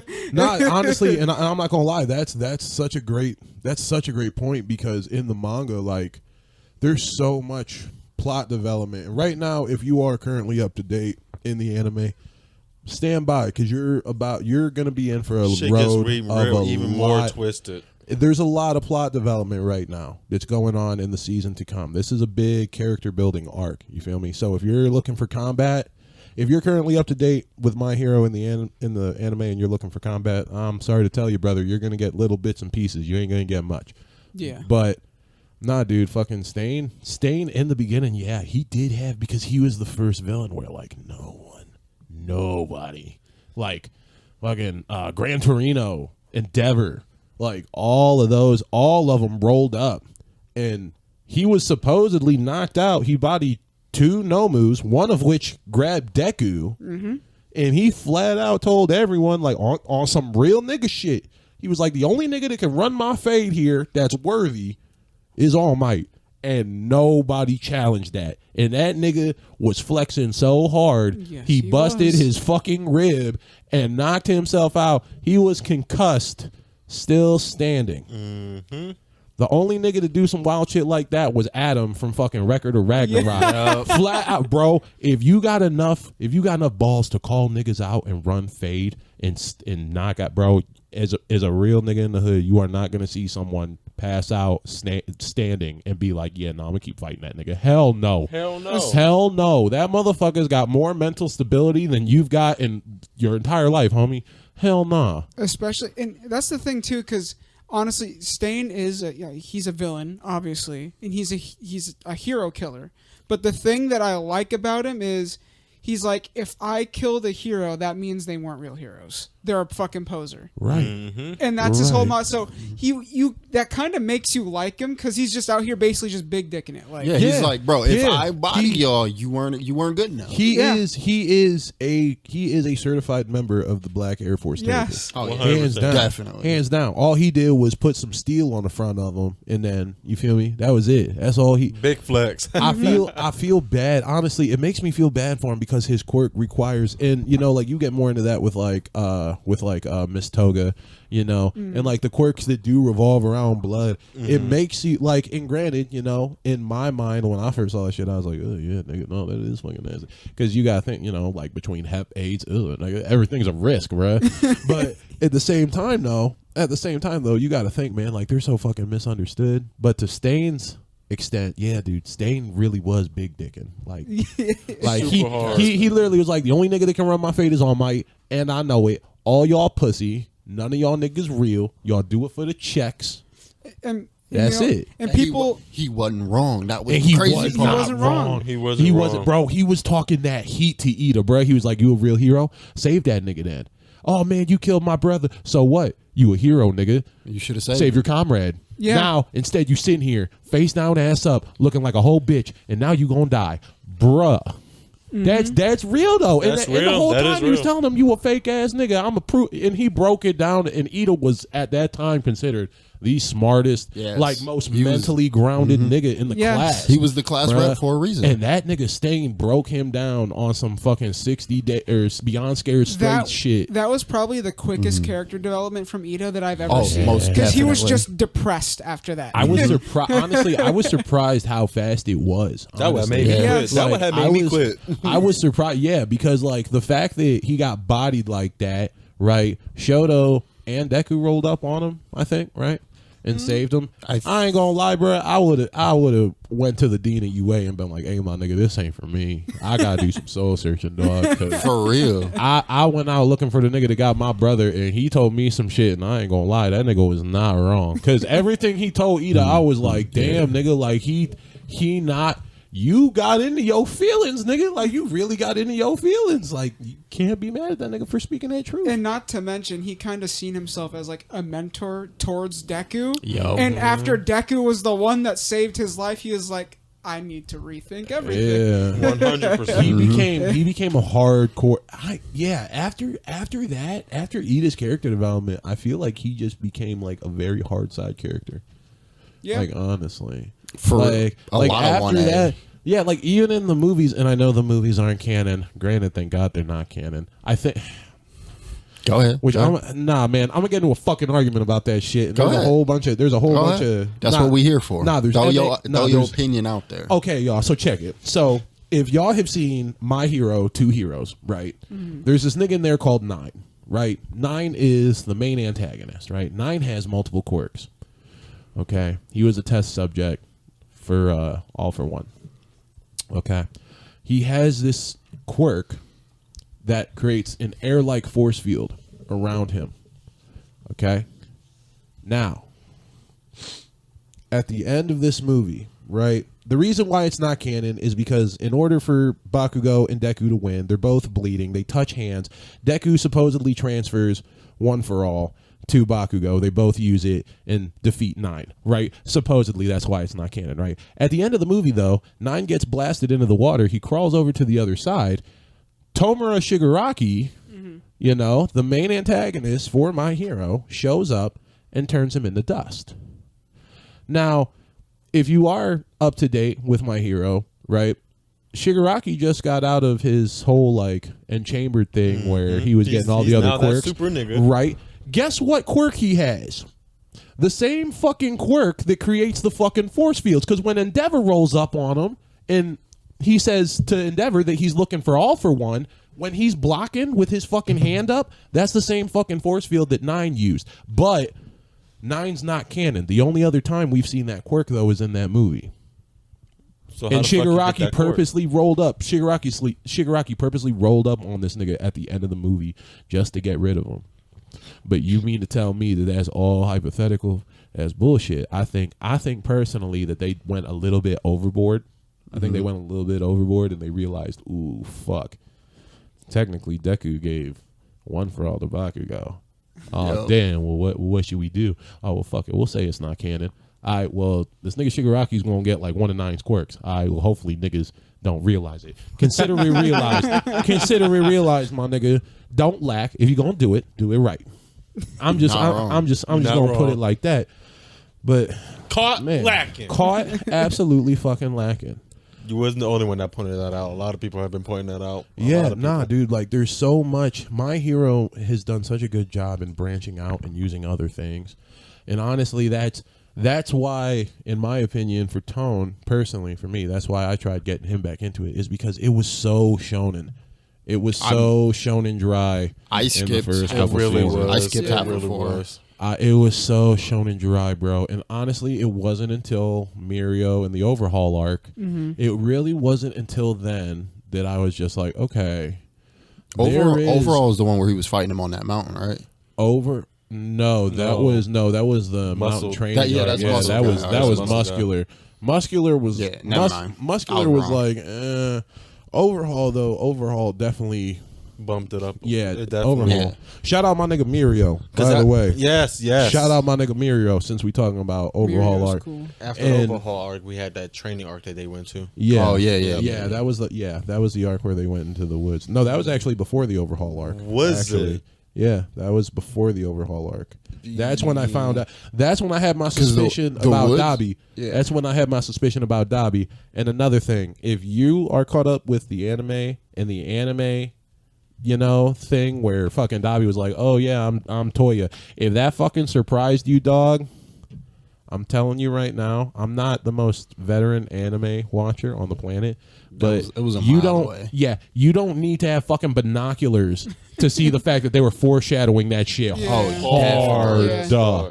hard, dude. And people will argue that with me to this day, and I'm like, bro, you mean to tell like if you look, like, you literally gotta look at the facts here. Like, the dude has fire, and before, all we know about Dobby is that he has fire. Like, in the beginning, he has fire, and it's stronger than Shoto's, right? Mm-hmm. But the burn marks already tell you that he can't. And mind you, Endeavor doesn't know about him. No one knows about this guy, right? No one supposedly knows about Dobby, but he's burnt all over the place. So he's obviously not immune to fire. He's obviously not immune to fire, but his fire is incredibly fucking strong. What do we know about Shoto? Shoto's dad uses fire. His mother, batshit crazy. Understandably why. Her past is super fucked up. Yes. You'll get into that.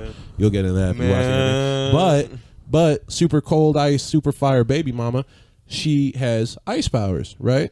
So, and then you got fucking Endeavor, who you can tell this nigga's salty about fucking All Might. Oh, right? Yeah. He's been breeding motherfuckers out of pocket. And you get Shoto, the perfect one. Okay.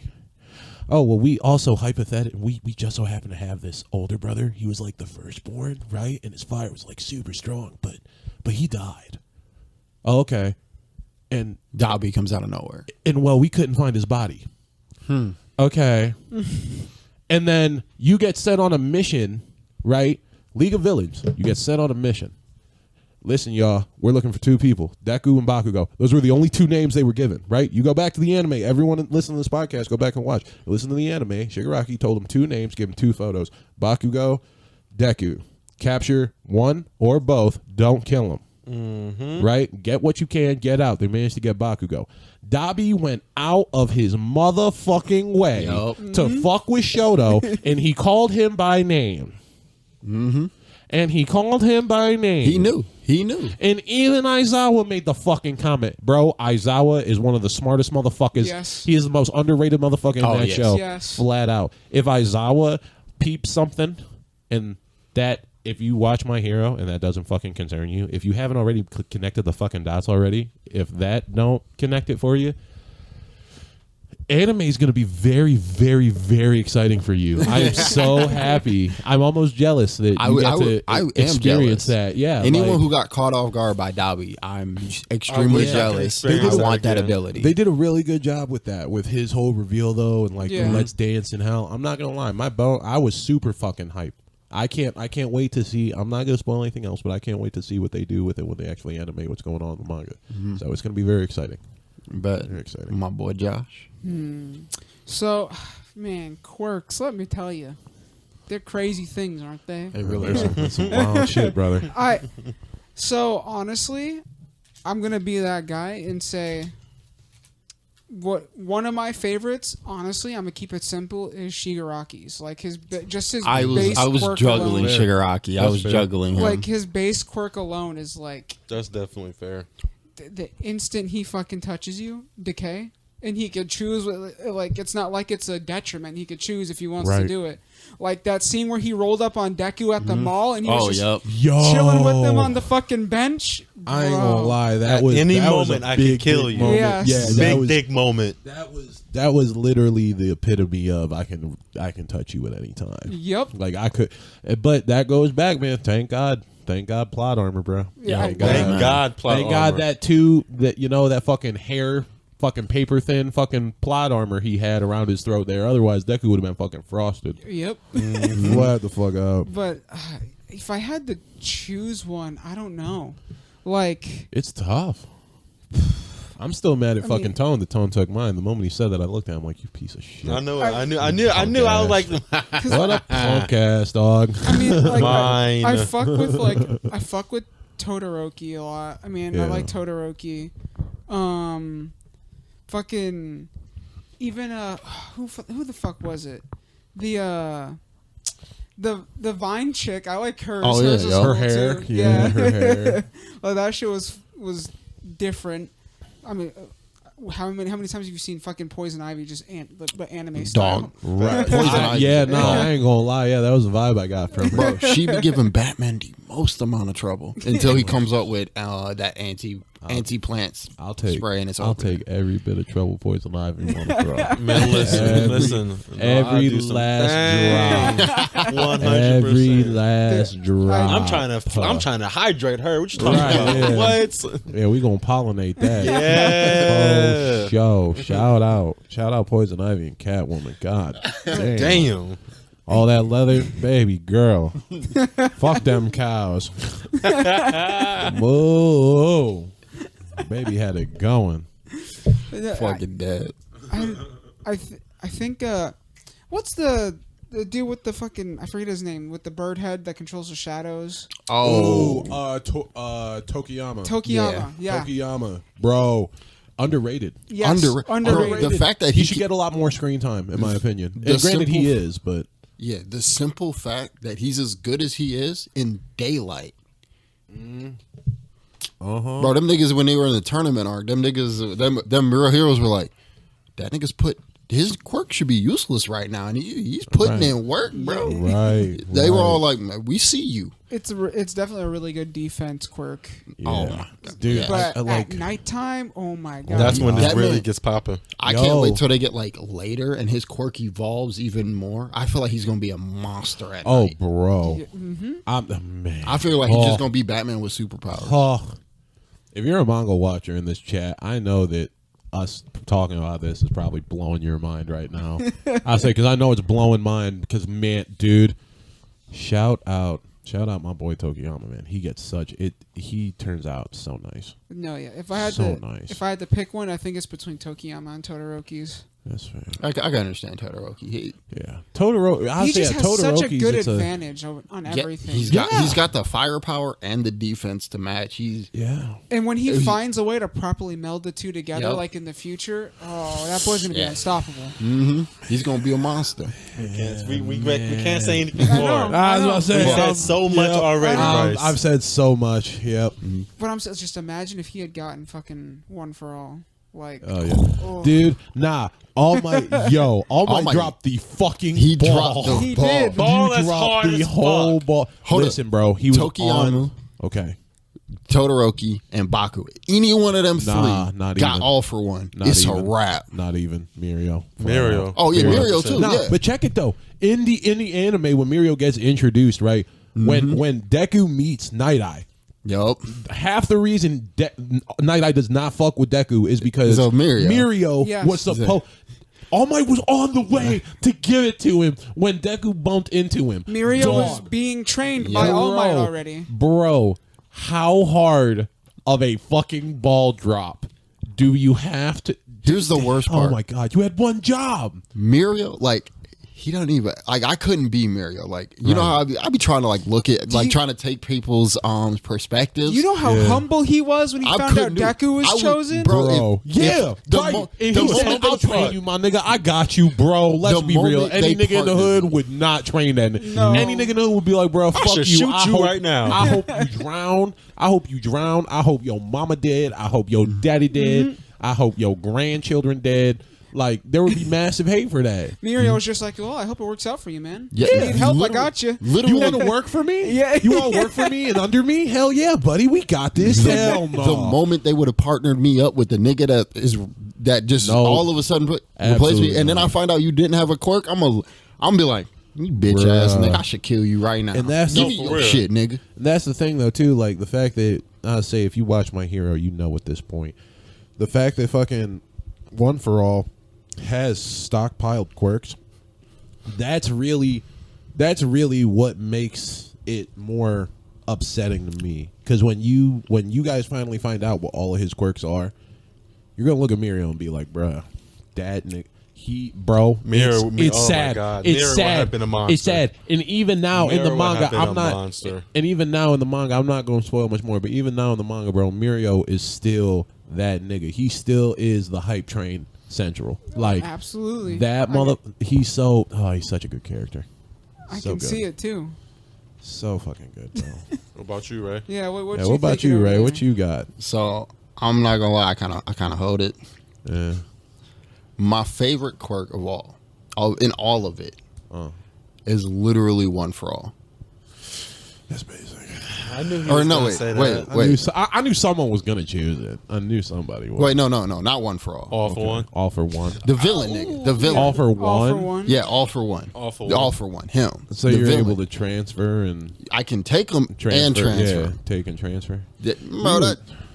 Bro, that shit's dumb. That shit. You want to be a villain? Listen, you couldn't chat. Bro, I wouldn't use it as a villain, nigga. I'd be rich as fuck. What you mean? If this don't tell you how Ray plays Magic, chat. How did I know he was gonna tie it back down to Magic? I knew you was, Bryce. This should tell you everything right here. Continue. Jeebers, creepers. Mother of God.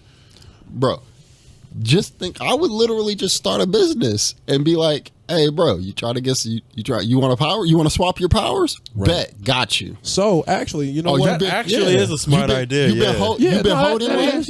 You've been holding life. You got the powers of a dog. Just looking like a dog. That's all you got. Right. Bet, what you want to explode shit? All right, got you. So back to what I was saying earlier. If you're one of those niggas that like what world would you go to? If you a nigga that wants to go to the My Hero world, as long as Ray's there, you're solid. Go there. Go there. Hey, go ahead. Do whatever you want to do, because in My Hero world, bro, some niggas quirks, they be clothes hangers. Yeah. Like the first episode, bro, when you see Deku in the classroom, niggas was laughing at him, and one nigga had a giraffe neck, and the other one had a fucking toucan Sam nose. Yeah. And I was like, bro, why are y'all laughing? Niggas can smell real good, and you can see really fucking far. Yeah, like, you look bro, fucked up. That's all you got, bro. No bitch is gonna date a nigga with a 5 foot fucking neck, dog. I've seen fucking Candace from Phineas and Ferb. No one likes that bitch. No one likes her, dog, and you laughing. Hold up. Look. Get back to you. Bro, think about it. This is the business pitch. You've been hoed. You can't get back. Okay. You look like trash. You want to fly? Come here. You want to explode some shit? Come here. You want to run really fast? I got you. Come on. And then nobody's gonna want to cross me. Call me a Ray and Rays. Think about it. Quirks at law. No one's gonna want to make an enemy of me, because then I'll be like, give me your quirk. The government. Now you look like a dog. The government. Now you look like shit. Now you got a terrible quirk. You can probably get your hands in with the government too. That's another thing too. In My Hero, bro, you find out the government got their hands in a whole lot of dark secret shit. Which in a hero world that makes sense. You feel think me? about it. That's why I fuck with the boys so much. It's like, think about it. That's why I like what people tell me about the future of My Hero. Yeah. Because I'm thinking about like if our world, if we had My Hero power like quirks, dog.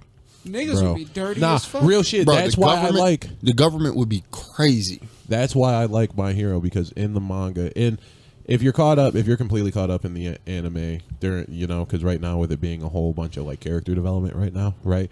You get to see the grand scheme. Like you get to see like we all know about like Hawks, right? For example, number 2 hero, right? Hawks work for the feds. Hawks a fed nigga. Granted, I like Hawks. That nigga done some real sketchy shit. R.I.P. my nigga Twice. Yep. Twice was an honorable mention for me, because Twice's quirk for me is the most realist, because as a kid that was something I always wanted. I always wanted to make clones of myself, right? Bro, so Twice's problem, he had potential, my nigga. That's one of my favorite powers ever. Twice's problem, where he didn't know if he was the real one, that's real. I remember as a kid thinking about that, like, well, how would I know if I'm the real one or not? And the only way to find out is if you die. But this nigga didn't want to die.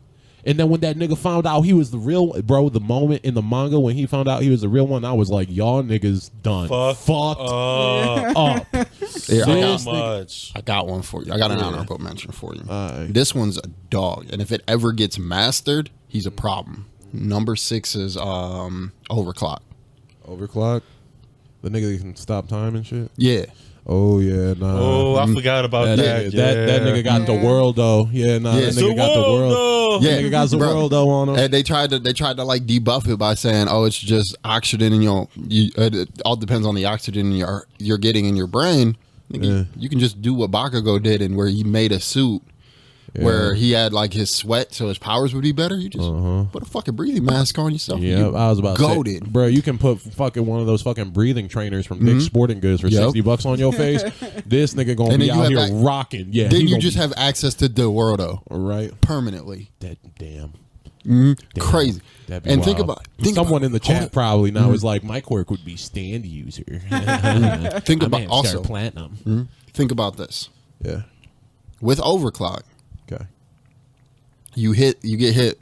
He develops the ability to just negate all of the weaknesses.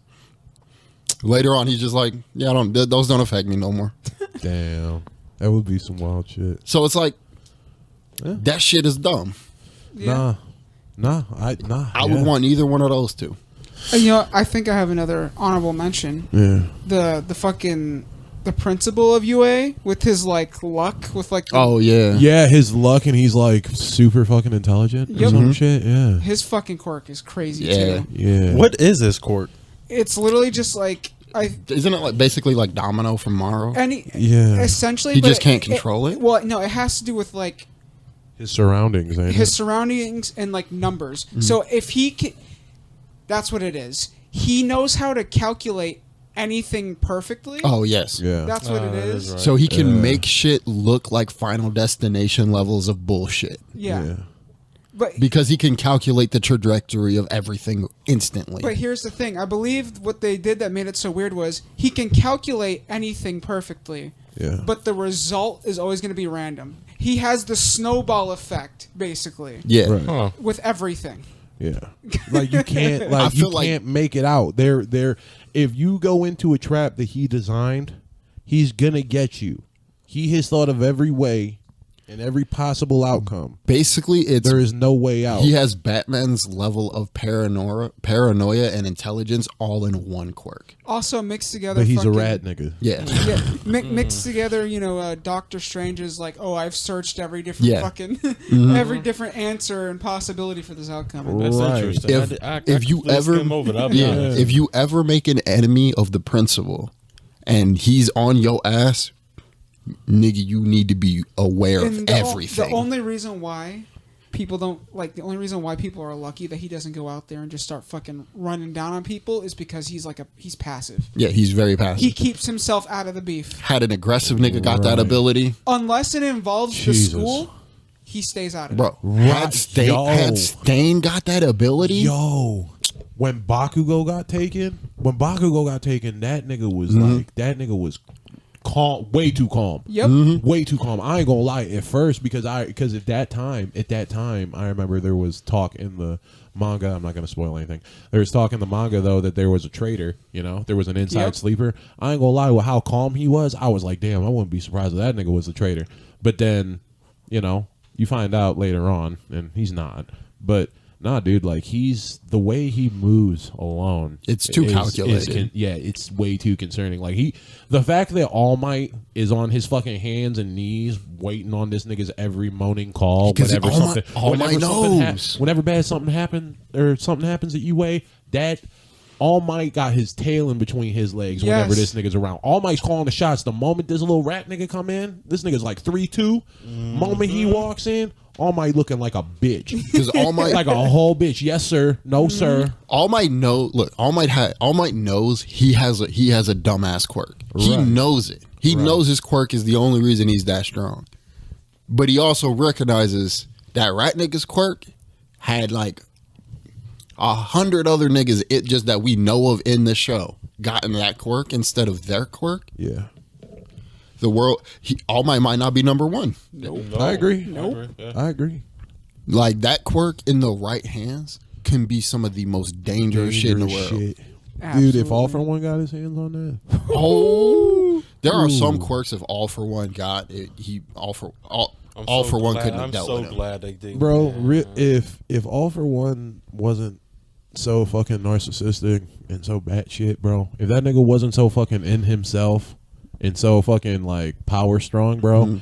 That nigga could have easily dealt with this. On the plus side, though, and here's and you know, with my comment earlier about, you know, like it gets into like the government side. You feel me? There's a dark side. There's a dark side of the hero world. Y'all see it in the trailers. Deku look dirty as fuck. It's his vigilante arc. Yeah, we're getting ready to do that. Everyone who has been anticipating this knows that it is Deku's vigilante arc. With that being said, you see a very dark side. With that, All Might. You had this nigga in your hands, dog. In your hands, bro. And I know you don't kill niggas. I know you don't, because you're terrible at it. You put this nigga on a respirator, bro. He killed your teacher.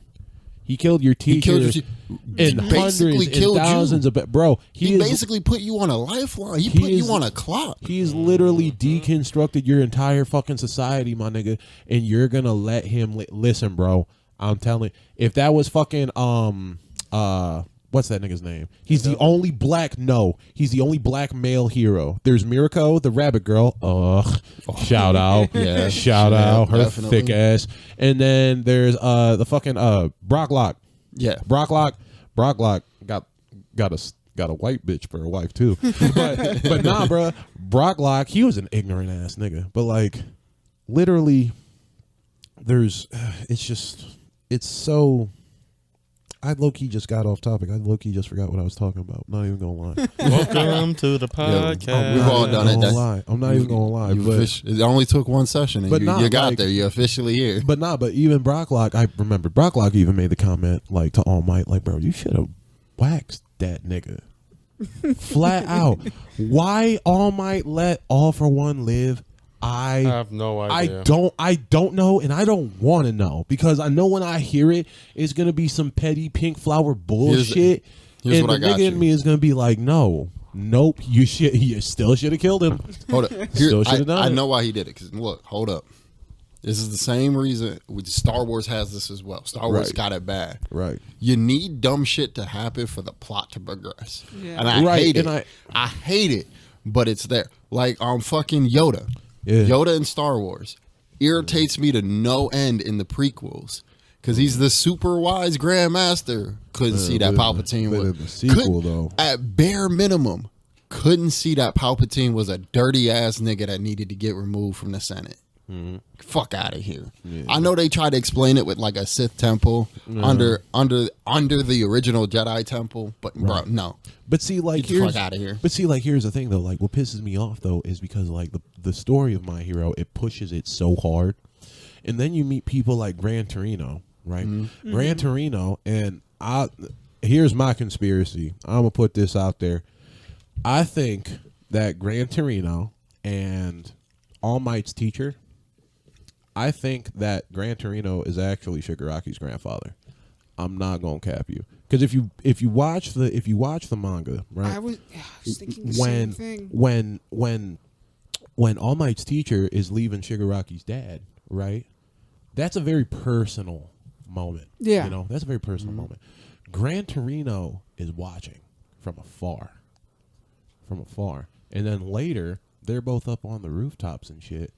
And mind you, like, Gran Torino, like, besides the fact that obviously, you know, he worked with All Might's teacher, you know, besides the fact there's a little bit of personal relationship, I guess, between Shigaraki and Old Man, it's funny to me, because in the Shigaraki fight, like, he made the comment, like, look at the face we made, like look at what we made. And when it goes back to them working, she's like, I don't have a son. We don't have a son. And then she's crying and he's hugging her. And I'm like, is there any, like, listen, and with that being said, you know, I'm not sitting here saying if a bitch hugs you, that means she wants dick. Don't take that, chat. If a bitch hugs you, that just, you know, that's a sign of affection. But the level of affection had me thinking that maybe that Old Man Torino was Shigaraki's grandfather. But even if that is, bro, Gran Torino, who trained All Might, watched his maybe lover die, you know what I'm saying, knows what All for One is about. He told Deku, who is now the current carrier, hey, bro, this is a spoiler. He tells him, hey, dog, sometimes you got to crack a few eggs to make an omelet. Sometimes Motherfuckers gotta die in order to keep the peace. It is what it is. Welcome to the dark side. Vigilante arc starts. With that being said, this is the same man that taught All Might. And All Might witnessed his teacher die. Mm-hmm. And there's flashbacks in All Might's history of him fighting with Gran Torino after his teacher died, and you could tell that All Might was beaten up about it. He should have killed that nigga. No. If I was I know Gran Torino probably went to him and been like, listen, this nigga has cost us too much. Because Gran Torino is that nigga to say cut the Gran Torino's the old head in that show that's like, cut the bullshit. Mm-hmm. Let's get it done. I feel like Gran Torino probably told All Might to waste his ass, and All Might was too big of a bitch, and he didn't do it. That's my opinion. And it's funny, too, because I that's why I said I've thought the same thing. Yeah. Because you can always tell, like, of course Gran Torino's going to always care about All Might, but you can always read that little bit of disdain that he has for All Might, because he knows that All Might didn't have what it took to get the job done. Right. Yeah, we all know that. Yeah. You should have waxed that nigga. And that's the thing, too. Like, when Gran Torino first gets introduced, just like the fucking principal, All Might acts like an absolute pussy. And I get it. It's seniority. You feel me? That is your teacher. But at the same time, Gran Torino was bullying. He was verbally bullying this nigga. Gran Torino did not fuck with All Might. He was talking to All Might. All Might is like an athlete on the Wheaties box. You feel me? Like he has LeBron James level like stature in the My Hero world. Gran Torino talked to that nigga like he bagged groceries at Apple's. And fucked up the bag. He was like, bring your student. I'm going to tell you what time. He dropped him off. He was like, hey, Gran Torino, good to see you. He was like, you drop off the boy? Yeah, good. Get the fuck out. Yep. Flat out. Like, there was a lot of resentment there. So, yeah, I 100% agree. I think that there's a lot more to it. The manga hasn't confirmed or denied it. I don't know, but it wouldn't surprise me. It would not surprise me. It'll make for good character. Yeah, it would. It would. For me personally, I feel like it would tie in a lot more together. But yeah, I always thought All Might was pussy, in my opinion. So I get it goes like Endeavor, for example, Endeavor's case. It's hard to say I get it because I don't condone what he did. he went to the extreme, but you understand because imagine this nigga is just better than you your whole time, but you know this nigga ain't got what it takes to do what needs to be done. So he's just better than you, right? And that's the thing. Like, I'll give Endeavor. Like, Endeavor obviously knew All Might was a bitch. Like he obviously knew this nigga shouldn't be number one. You feel me? He ain't got the dog in him. Yeah, I said it and I fucking meant it. All Might, you ain't got that dog in you. He never had that dog in him. Never had that dog in you. Flat out, bro. I'm sorry, but it is what it is. But yeah, even in the beginning when Endeavor is trying for kids, and that was like the early stages, I want to say, of Quirks, because Quirks weren't in the My Hero Society for very long. That's like they've only been there for what, 100 years? A decade or two. Yeah. You know, like a decade or two. I thought it was a little more. So it had, or not a decade or two, like a generation or two. Yeah. You know, so it hasn't been that long. Yeah, because All for One was the first villain. Mm-hmm. So yeah. But here's the thing though, even in that time when they were trying for kids, the doctor literally told him hey, my nigga, you have a fire quirk, your wife has an ice quirk. I see what you're doing. It's taboo. I would not recommend this. And this nigga still tried. But at the same time, I guess if you're super devoted to your job, you're super devoted to your job, and Endeavor's backstory, low-key tragic, doesn't excuse what he did. No, yeah. Fucking, not at all. Fucking, he had a low-key tragic backstory. So I guess from Endeavor's standpoint, that nigga was so into the job that he didn't care. But look at what he made. I was about to say, look at what he made out of it. He got it. Mission accomplished. Terrible way, but did it. I ain't gonna lie. When Toya did that whole broadcast, bro, Toya's whole fucking shatter of the society thing, that was hands down, I think, one of the best things. That was the smartest mental move he could have done. And I ain't gonna lie, when Toya was just oh yeah, I crumbled everything, I was like, this nigga really just shattered your I literally 100%. This nigga really did just rock your entire world in the matter of 5 minutes, bro. And bro, you woke up 2 days later and you are still speechless. And then this nigga just sitting there on the bed damn, I really fucked that nigga up. I wonder what he gonna look like next time I see his ass. I was like, bro. I was like, bro, good job. Shit, I ain't never seen a villain do it like that. Yeah, that was some different shit. Bruh, That was some Joker shit. Nah, bro, Toya broke it down on a very like crazy level. Like I thought his first objective was just, I'm just gonna go in there and body this nigga. And in my mind, I was like, he's got the temperature, bro. He could probably do it. This nigga said, "Fuck that. I'm a fuck with the one son that came out right. I'm a skull fuck you. I'm gonna send our mom back into remission, and I'm gonna send everybody else. I'm gonna send the whole fucking society up into a fucking panic because I'm petty."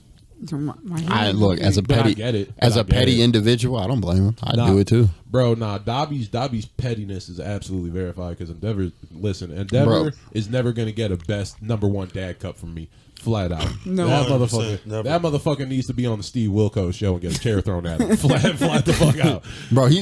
He's almost worse dad, almost. I was about to say, what's his name? For Shinji's dad from Evangelion. He takes worse father. Nah, not for me. I haven't even. Dad nigga did not care what Shinji wanted to do at all. Get in Evangelion. I wanna get in it. Who's the worst dad then? Who is it right Yeah, who is worse dad? Y'all gonna laugh at me. That's a good I topic. just said I didn't watch this anime. What? The nigga from Full Metal. Oh, Shao Tucker? Yeah. Oh, yeah. Shao Tucker is Bro, damn. yeah. Wow. Yeah. Terrible dad. He's number one dad. He's number one Shao worst Tucker dad. took out. Actually, I don't know. Yujiro Han was pretty close. No. Yujiro's bad, but he's nowhere. Yujiro was just like, Yujiro's not as bad because he accomplished his goal. Both his sons are some niggas, which is what he wanted. What cost though? Look, I didn't say it was good. Wife. He killed his wife. Yeah. Hey, look, deserves everything that's about to get him. Hold up. But hold up. Okay, all right. Shun Tucker, what came out of that? Shao Tucker? What good came out of that? There is no silver lining there. No, there was. What? There was a silver lining. So if you watch Full Metal Alchemist Brotherhood, right? If you watch Full Metal Alchemist Brotherhood, the beginning of it, all you get told, right, is that Al and Ed lost a part of their body performing taboo. Right. Mm-hmm. Right? And they're just trying to get their bodies back. In order to get their bodies back, though, they have to learn more about alchemy. They wind up learning about the Philosopher's Stone, human transmutation, everything else. What happened with Nina, in my opinion, all right, and I'm about to nerd out on this because I went to college for game development, right? And I actually did a report on this. In my eyes, a silver lining in that is that incident solidified the foundation of Edward and Al's travel, because after Nina, they realized the level of consequence that comes, because all they've experienced is we tried to bring our mom back, it failed. Okay, well, how can we get our mom back? Well, we have to learn about human transmutation. Well, how does human transmutation work? Shao Tucker happens. That's what happens with human transmutation. Now, and mind you, after that happened, that fucked with Ed and Al, not because it was a little girl and the dog, which, mind you, was a part of it, but it was the fact that literally Edward questioned everything. Mm-hmm. Edward, after that, he questioned everything. He was like, if we even do go through the process, we're going to have to do something like this. Mm-hmm. Is it even right? That solidified, and then they started looking into shit like, okay, well, what other options do we have? We have the Philosopher's Stone. Okay, well, how do we make those? Then they find out about the Philosopher's Stone. Then they find out about Bradley, and they find out about Fox. You know what I'm saying? Like, in my eyes, that's what that did for the show. Granted, it was a tragic way to do it. It was a terrible way to do it. But, you know what I'm saying? There was nut hair thin. Very thin silver lining. I do get what you're saying. But look, so that silver lining isn't as good as Yujiro killing his wife, sending both of his sons on a path to defeat their father, and now they're both strong enough, and now you have two more niggas that can keep him in check. So this man keep who in check? Yujiro? They're gonna attempt to. I was waiting for it, Bryce. Okay, I was like, what? Did I hear this chat? What the fuck? All right, my bad. What the fuck? They can't do it yet. They can't do it yet, but they're on the path to keep him in check. Had he never done that, can y'all hear me? Okay. Yeah. Had they never done that, they would never have that drive to try and keep this nigga in check. He'd just be running wild. Bruh, the amount of psychological warfare that Yujiro has done on Baki and Jack is so fucking outrageous. This nigga, bro. Not even them, bro. Every nigga that Yujiro comes into contact with has the most mental. Baki's mom was so mentally fucked. I don't know if Yujiro literally beat the brakes off of her while they were fucking, or his dick game was that crazy. Because literally, Yujiro came, fucked her, left, came back into town and said, hey, this nigga better be strong enough to beat my ass. Otherwise, you're fucking worthless. And she came up there, red dress on, dick sucking lip makeup, you know, she was ready to get it, and she was like, oh, I can stay the night. And Yujiro literally pushed her, was like, bitch, get out. Get out. And what does she do? She goes downstairs, beats Baki, beats her own son, talking about, why ain't you strong enough? Why don't he love me? And Baki's like, so if I'm strong enough and I beat him, you'll love me? This nigga goes to fight, gets his ass whooped. His mom finally realized that she's a crazy psycho bipolar bitch, and what does she do? She jumps up on Yujiro and bites this nigga. Okay. So what does Yujiro do? Gives her a big old bear hug, breaks this bitch's back, kills her, walks over to fucking Baki, and hits her with arms wide open, and just fucking drops her dead body on his knocked out son and dips. And as he's dipping, beats up every nigga that watched him just kill his wife. Yeah, I don't know, right? Yes, he's up there. He's up there with Omni Man, bro. Shin is worse. He's up there with Omni Man. I'm not saying he's not worse. I'm not saying he's not up there. I'm saying Shin is worse. So see, Omni Man, I feel like Omni Man actually tried to make a change. It's more or less the shit he said. Whoa, motherfucker. Here's what I think. I think in Omni Man's heart of hearts, listen. I think in Omni Man's heart of hearts, I think Omni Man came to the planet and his original intention was what it was to colonize, right? I feel like over time, what happened was he got comfortable and he was probably hoping, like, please God, I hope that God these niggas don't. I hope to God, bro, shit's going so good. And then someone probably called him like, hey, my nigga, it's about that time we gotta start colonizing. And he was probably like, okay, you doing a lot of reaching right now. Got it. You're doing a lot of reaching. Listen, I know I am, and the only reason is this. And podcast, yeah, I say everyone in the chat, y'all need to know this now. If I can't read it, I like to go wild. I'll reach and grab for as much as I can. That way, when it happens, I can be like, yep, I got it. My only problem with that theory is we have no like affirmation or like anything that hints to Omni-Man having communicated with the Viltrumites. There's also the shit he said though. Shit he said though to Mark, that shit was fuck. He was so out of pocket, bro. There's no. If there was a hint of him, if there was a hint having remorse, other than that last little scene of him frowning, I would agree with you. I would like give you some credit, bro. This man was wild. Yeah, the way he talked to Mark, I ain't gonna lie. He called his mom. He said his mom was a pet. Yeah, he said your mom's more like a dog. Yeah. I was like, wow, bro. That was the closest that was at. Wow. Bro, we know if this was a true Rick and Morty style thing, he'd have been like, bro, your mom was just really a bitch. That's all it was. Yep. Yeah. Your mom's just a fucking side piece. The fact that he was like, your mom's more of a dog. He was like, I just needed something to entertain me while I'm here. Not even that nigga Mark and fucking bash his head against all the motherfucking innocent lives in the train station. He was like, oh, you want to be a hero? Save these niggas. I ain't gonna lie, real shit. Hit him with the same treatment. When he put Mark through the train, I ain't gonna lie, that moment, that was when I was like, okay, Mark, you either man the fuck up or you get up out of here. I'm a hood nigga. I'm a hood nigga. I fought my father. As someone who has fought his father, listen, bro, this is the time where you either get up and knuck a few buck, or you get the fuck down. Like, you got blood on your whole fit, my nigga.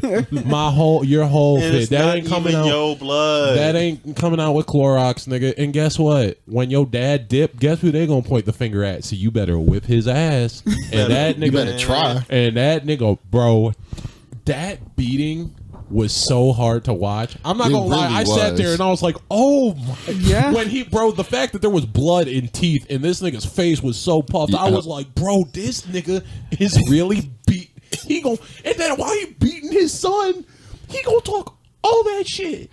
Look what they have to do. Yeah, he gonna be like, what's another 17 more years? Just gonna make another one. While he's beating your ass. I was like, bruh, this nigga really don't care. Like, he don't, bruh. Viltrumites, man, they don't give a fuck. His main goal was to conquer Earth. Yep. It came to that time for him to conquer Earth. He panicked. He got to kill the motherfuckers. Viltrumites give a whole nother definition to teeing the fuck off, dog. You want to talk about a whole race? Yeah, before that happened, I thought what he did to the fucking Guardians of the Globe was crazy. Ridiculous. Gruesome. What he did to the Guardians of the Globe alone was what got me into that show. Bro, for real. And can we talk about how the Guardians of the Globe is the Great Value Justice League? Yeah. Oh, yes. For real. You got exactly what they were. You got Black Aquaman. Or no, you got Black Batman. Got Fish Aquaman. Yeah. You got Great Value Wonder Woman. Great Value Flash. Yeah, and you got Red Rush. Yeah, and you got Viking. Yeah, you got Viking Superman. And you got Come on, y'all. The only good one is the Great Value Shazam. The Immortal what was it?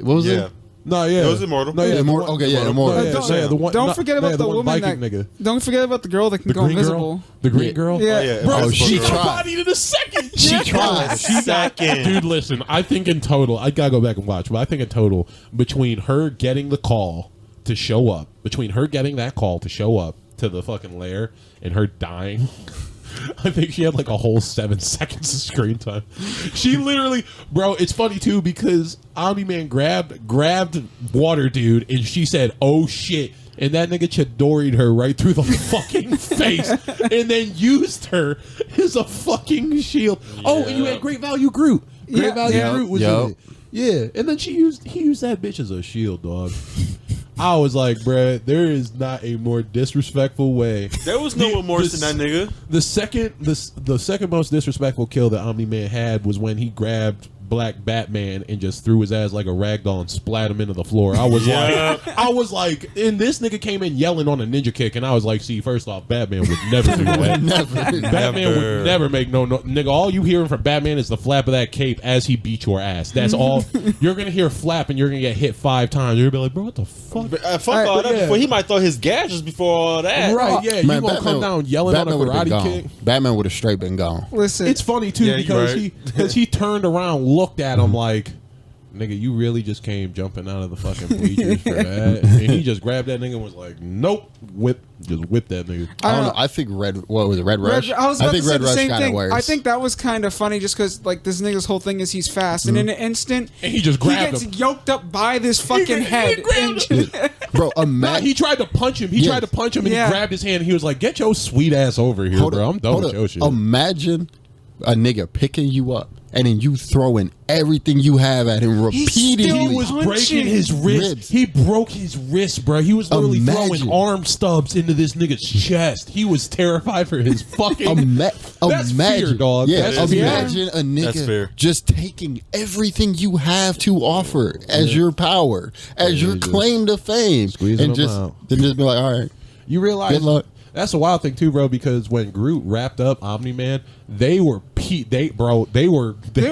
his ass. They were jumping him into the League of Justice. They was jumping him into the League of Justice. All I heard that whole fight was fight back, nigga, fight back, nigga. Oh, that's all I heard. But the difference was Omni-Man was like, alright, bro. Omni-Man, like he literally got hit like 3 times, and then his face like he like scowled and then killed Great Value Groot. He literally like got mink. He was like, okay, got minked one more time, and he was like, all right, that's enough. I'm done. I'm tired. And as he continued to then slaughter everyone in there.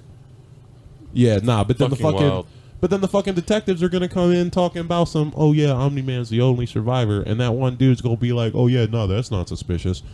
Bro, they were on his ass. Omni-Man is the strongest hero y'all got.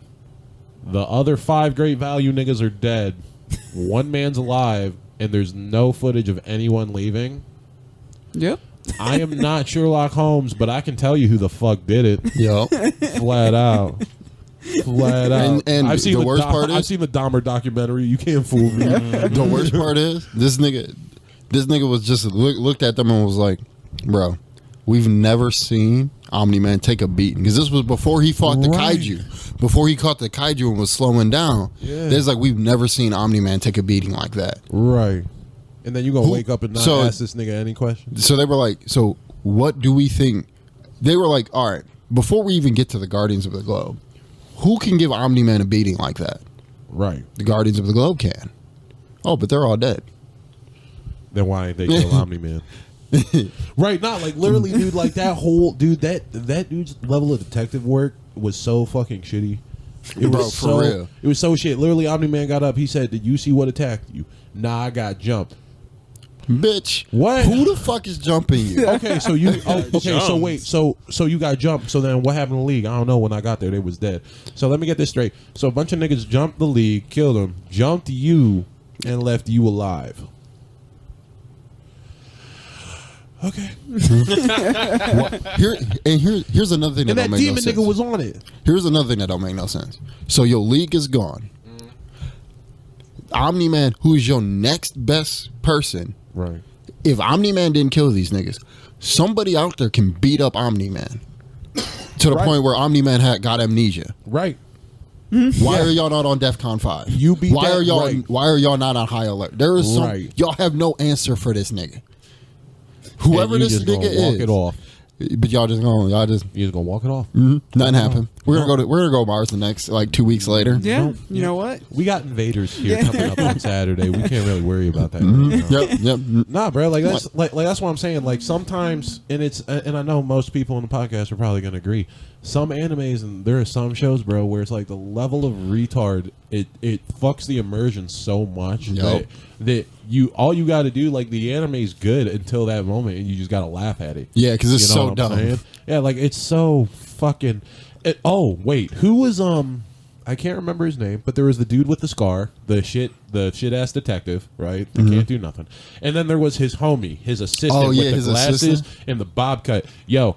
Underrated character, realest nigga ever. Oh, bro, because when Omni-Man got found out, he rolled right up to that nigga in the house. He was in the house across the street. He was in the house across the street, and he rolled right up on dude and stabbed him in the back with his hand and had control of his spine. And he was like, "You can't do a motherfucking thing." And started asking all these questions.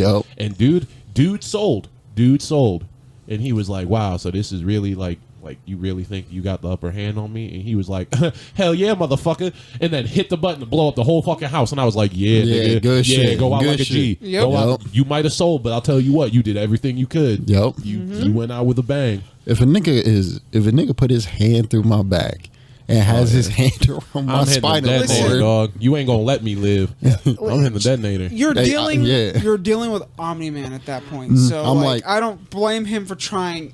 Right, everything he could have. Yep. Right. I'm like, I wouldn't trust myself not to sell either. Yeah. Right. If a nigga got their hand around my spinal cord, I'm probably gonna sell. If you're 100%. If you're a regular nigga in a world filled with superheroes, if a nigga that's not regular comes up to you and demands anything, I'm probably giving it to you. Hey, listen, I don't know how the gun policy works in these worlds, but if I'm not strapped, I guarantee you I'm a fold every fucking time. Every single time. Oh, you got powers? Oh, shit. Unless it's the nigga with the toucan Sam nose or the super long neck, I'm telling you, if they got a quirk, I'm probably just going to opt out. Just, take my wallet. Here you go. Take my life. Yep. Here you go. Oh, you. Look, that's where my business comes in handy. I bet. Say less, boss. That's where that's where Ray's Quirk Johnson & Johnson comes in handy right there. You'll see me come visiting the hospitals. Niggas that are like niggas that can't use their quirks anymore. Just give me that. Somebody else can use it. Ray gonna be Quirk Jesus. I give the quirkless shameless quirks. bastards. I sure would. I'd be rich as fuck, bro. Nigga turning water into wine and walking on water. It's all quirks. Yep. All quirks. Motherfucker. Jesus was the first quirk user. Confirmed. The blind can see. I'm telling you. I'm fucking dead. Rose from the dead. That's Mr. Beast. That's Mr. Beast now. Oh yeah, he did cure the blind. Yep. Cure the blind. Look, Mr. Beast. He's out here proving some shit. Mr. Beast got some game shows, bro. It's either like you can get a Mr. Beast rap Lamborghini, or you can get this kidney that keeps you alive. And half the time the kids are like, "Man, I could really go for that Lamborghini." Mr. Beast be making niggas really look at their finances like, And that's another thing too, bro. Like some of his homies, I don't know how the fuck they do it, because like I'll watch and it'll be like a month and like the same dude will have like 4 Lamborghinis. I'm like, bro, what's the payments looking like? Real shit. What are the payments look, bro? What's your insurance look like? Like, bro, you probably work at Target and you're rolling up in a Lambo, in a Mr. Beast rap Lambo. Like, what the fuck? What You the ain't fuck is going on? You ain't putting fucking 289 unleaded 87 gas in that. You putting premium $4 gas in that bitch, bro. Your wallet is fucking tight. I think I might have heard something about, because like Mr. Beast he's been a popular subject as of recently because of that Cure the Blind video. Yeah. And I guess like people were doing some diving into him, and like he said before in the past, like he's like, if I ever blow up on YouTube or get popular and I like retire and I have like a shit ton of money, my goal is to like by the time I die, all of that money be gone, like just given to people. Yeah. So like, granted, the amount of money that he makes him sound like a fucking insane person. Yeah. And I mean, a solo person generating that much money is, I mean, it is something. I mean, he's got a whole team behind him. It's something to behold. It's something to behold. It's and impressive. It's not something to be scoffed at either. Yeah. Because he came out of the trenches too. Yeah. Yeah. He came out of the fucking hood, bro. Like he's had videos where like he's told people like, dude, I remember he got robbed at gunpoint, I think, or some wild shit. Like I know he's been robbed multiple times, but there was a black dude talking about the fucking ghetto that like he was literally his neighbor. Oh, I saw that. Yeah, I saw that. He was like, yeah, Mr. Beast was my neighbor. I had no fucking idea, and I was just like, ooh, shit, bro. He said some shit like he wanted to beat their ass sometimes. Yeah. They'd be outside at like 1, 2 o'clock in the morning filming videos, and he'd be loud as fuck. That's a small world though when you think about it. Like, that's some wild shit. But no, it's just the fact that like because I think I heard someone say in the past that when he buys people these cars, there's a lot of these people that he offers to pay like the insurance for the vehicle. Okay, and so normally that would make sense. Normally, when he buys shit too, he pays it off. So there's no car payments they have to make. He just gives them the car, and he worries about the insurance. I think, which is something I think I've heard in the past. Got you. So see, like, I know, damn, like I know, like he's done like videos where like he's like giving away houses. Like and he'll like tell like it'll be like some random black woman with like 3 kids, and he'll be like, your utilities are paid, your utilities and your mortgage are paid for like the next 10 years, and I'm like, bro, can you come to Ohio, please? Like, can I catch you at a fucking Quickie Mart or something for like 5 minutes? Like, come on now, dude. Like, please. dude, real shit. I don't even need all that, bro. Like, listen, and I know everyone's going through rough shit, but shit, if you could give me like 6 months on rent, that'd be much appreciated, bro. You would set, bro. You give me 6 months worth of rent money, dog. You literally just probably saved me for like the next 10 years. Like, you gave me like a decade worth of chill time. Like, I appreciate you for that. Nah, man, Mr. Beast, you're a fucking legend if you're listening to this, bro. For real, come on the podcast sometime. Yeah, Beast, I don't know. That'd be crazy. That'd be crazy. Yeah, let me find out. Mr. Beast is actually a hardcore weeb. Nigga let me find out. Nigga got body pillows and shit, bro. I'd be like, hey, do you, bro? Everybody's different strokes. You want to know what's crazy? Brother. I've started to get into like his challenge videos. Yeah. Like I just recently watched the one where he had like a dude stay in a house for like 100 days. I'm gonna stay underwater for 48 hours. Yeah. You want to know what's crazy? I'm like, I was sitting up here thinking to myself, I was like, bro, that challenge would be nothing to me. Yeah. Just let me just stay in the house for 100 days. Just bring me a bunch of notebooks. I come out with like 10 books fully written.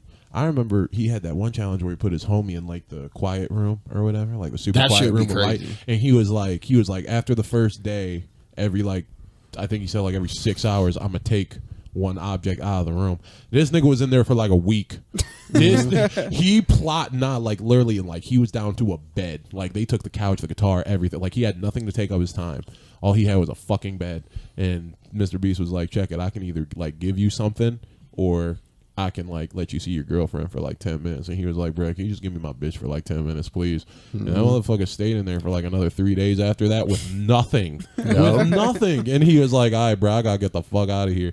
And Mr. Beast was like, hey, yo, you fuck with that girl? And he was like, hell yeah. He was like, check it, I'm gonna give you this money and I'm gonna give you this wedding band and I'm gonna pay for your wedding. And I was like, God damn. Yo. Because he spent 10 days in it. Bro, I'll spend 2 weeks in that bitch, dog. Fuck pulling shit out neither, too, bro. Just give me a bed and a notebook, dog. I'll be in that bitch for a month. Yo. And some fucking rations, dog. Give me not even like good shit. Give me like MRE packs. I'll be solid, dog, and some water. I'm cooling. Well, already, guys, we're well over 2 hours. Yeah, well over. How'd you like your first podcast experience? I'll tell you what, guys, it was a lot of fucking fun. It was a lot of fun. Glad you enjoyed it, man. I can't wait to do this shit again. I Yeah. can't wait to talk to all these great people, all these great weebs on this podcast, neither. I can't wait to body y'all niggas in magic. Well, it's not about to happen, you bitch ass. Well, nigga. by the time that this episode comes out, we'll have been up to the studio in Willoughby, having some more fun up there, showing Bryce what we're really into. Yeah, how we really shit. get down with the get down. Right, we got some shit. We got some shit on the horizon for y'all. And speaking of that, if we would really love if y'all would like hit us up on Patreon. And like, I don't like to shield too much. But if y'all like our content, want more of our content, want us to grow as a platform for y'all to listen to, bro, we need y'all help on Patreon. Listen, Absolutely. Even, I forget, what are the tiers that we have again? What's the lowest paying one? The lowest paying one, I think, is $5. For $5 a month, you're going to get access to Patreon, which gets access to the Patreon, which we're going to have a Discord up. And what we're going to be doing with the Discord is you got access to gaming with us. If we're in the Discord, chilling and in like a voice chat gaming or whatever, y'all niggas can hop on and game with us. And like in some of the higher tiers, we're gonna have dedicated times to game with us. We're gonna have other shit. I'm talking with my sister, who's a very talented artist, about doing like posters and shit for niggas. We're gonna be doing raffles for the highest tiers. We got some shit for y'all. But it pays to play over here. It does. And also you'll get access just base level, just entry level. You're gonna get access to the podcast ad free, no interruptions, a few days early. We recorded one session of us playing Magic together already. That'll be uploaded here in the next week or so, depending on when we can get editing. I'm still working on the kinks of video editing. Video editing is wild. Oh yeah, I know. I've been there. Yep, absolutely wild. We'll be getting that going, and we'll be getting some shit for y'all to go. Also, we're thinking about doing little mini-sodes, like do like a little extra, like 15, 30 minutes or so, just shit in the shoot. Maybe after an episode, and those will only be on Patreon. Yes, sir. Yes, sir. You get all that on it. Every now and then, like probably every few months, we'll probably release like a compilation of all of them. Yep. But I mean, that's definitely going to be extra content for a lot of people that are going to get like way in advance. Yeah. And look, if y'all niggas want to get folded in gang beasts, just come here. As Ray has said before, I live on Discord, so chances are, if I'm bored and not doing anything on one of my other servers, I'll be in that bitch just chilling if there's people in there. Yep. Look, y'all niggas want if y'all niggas is into like Monster Hunter Rise, shit bet. And best part is, if y'all niggas got games that y'all want us to play with y'all, shit, I'm down for it. Let's do it. And if we have to pay for them, the Patreon helps with that. Yeah, the Patreon definitely will help with that. Absolutely. But yeah, good shit, y'all. Good shit. See y'all Weeds later. in the hood niggas. out. Yeah, we out. Peace. See y'all out.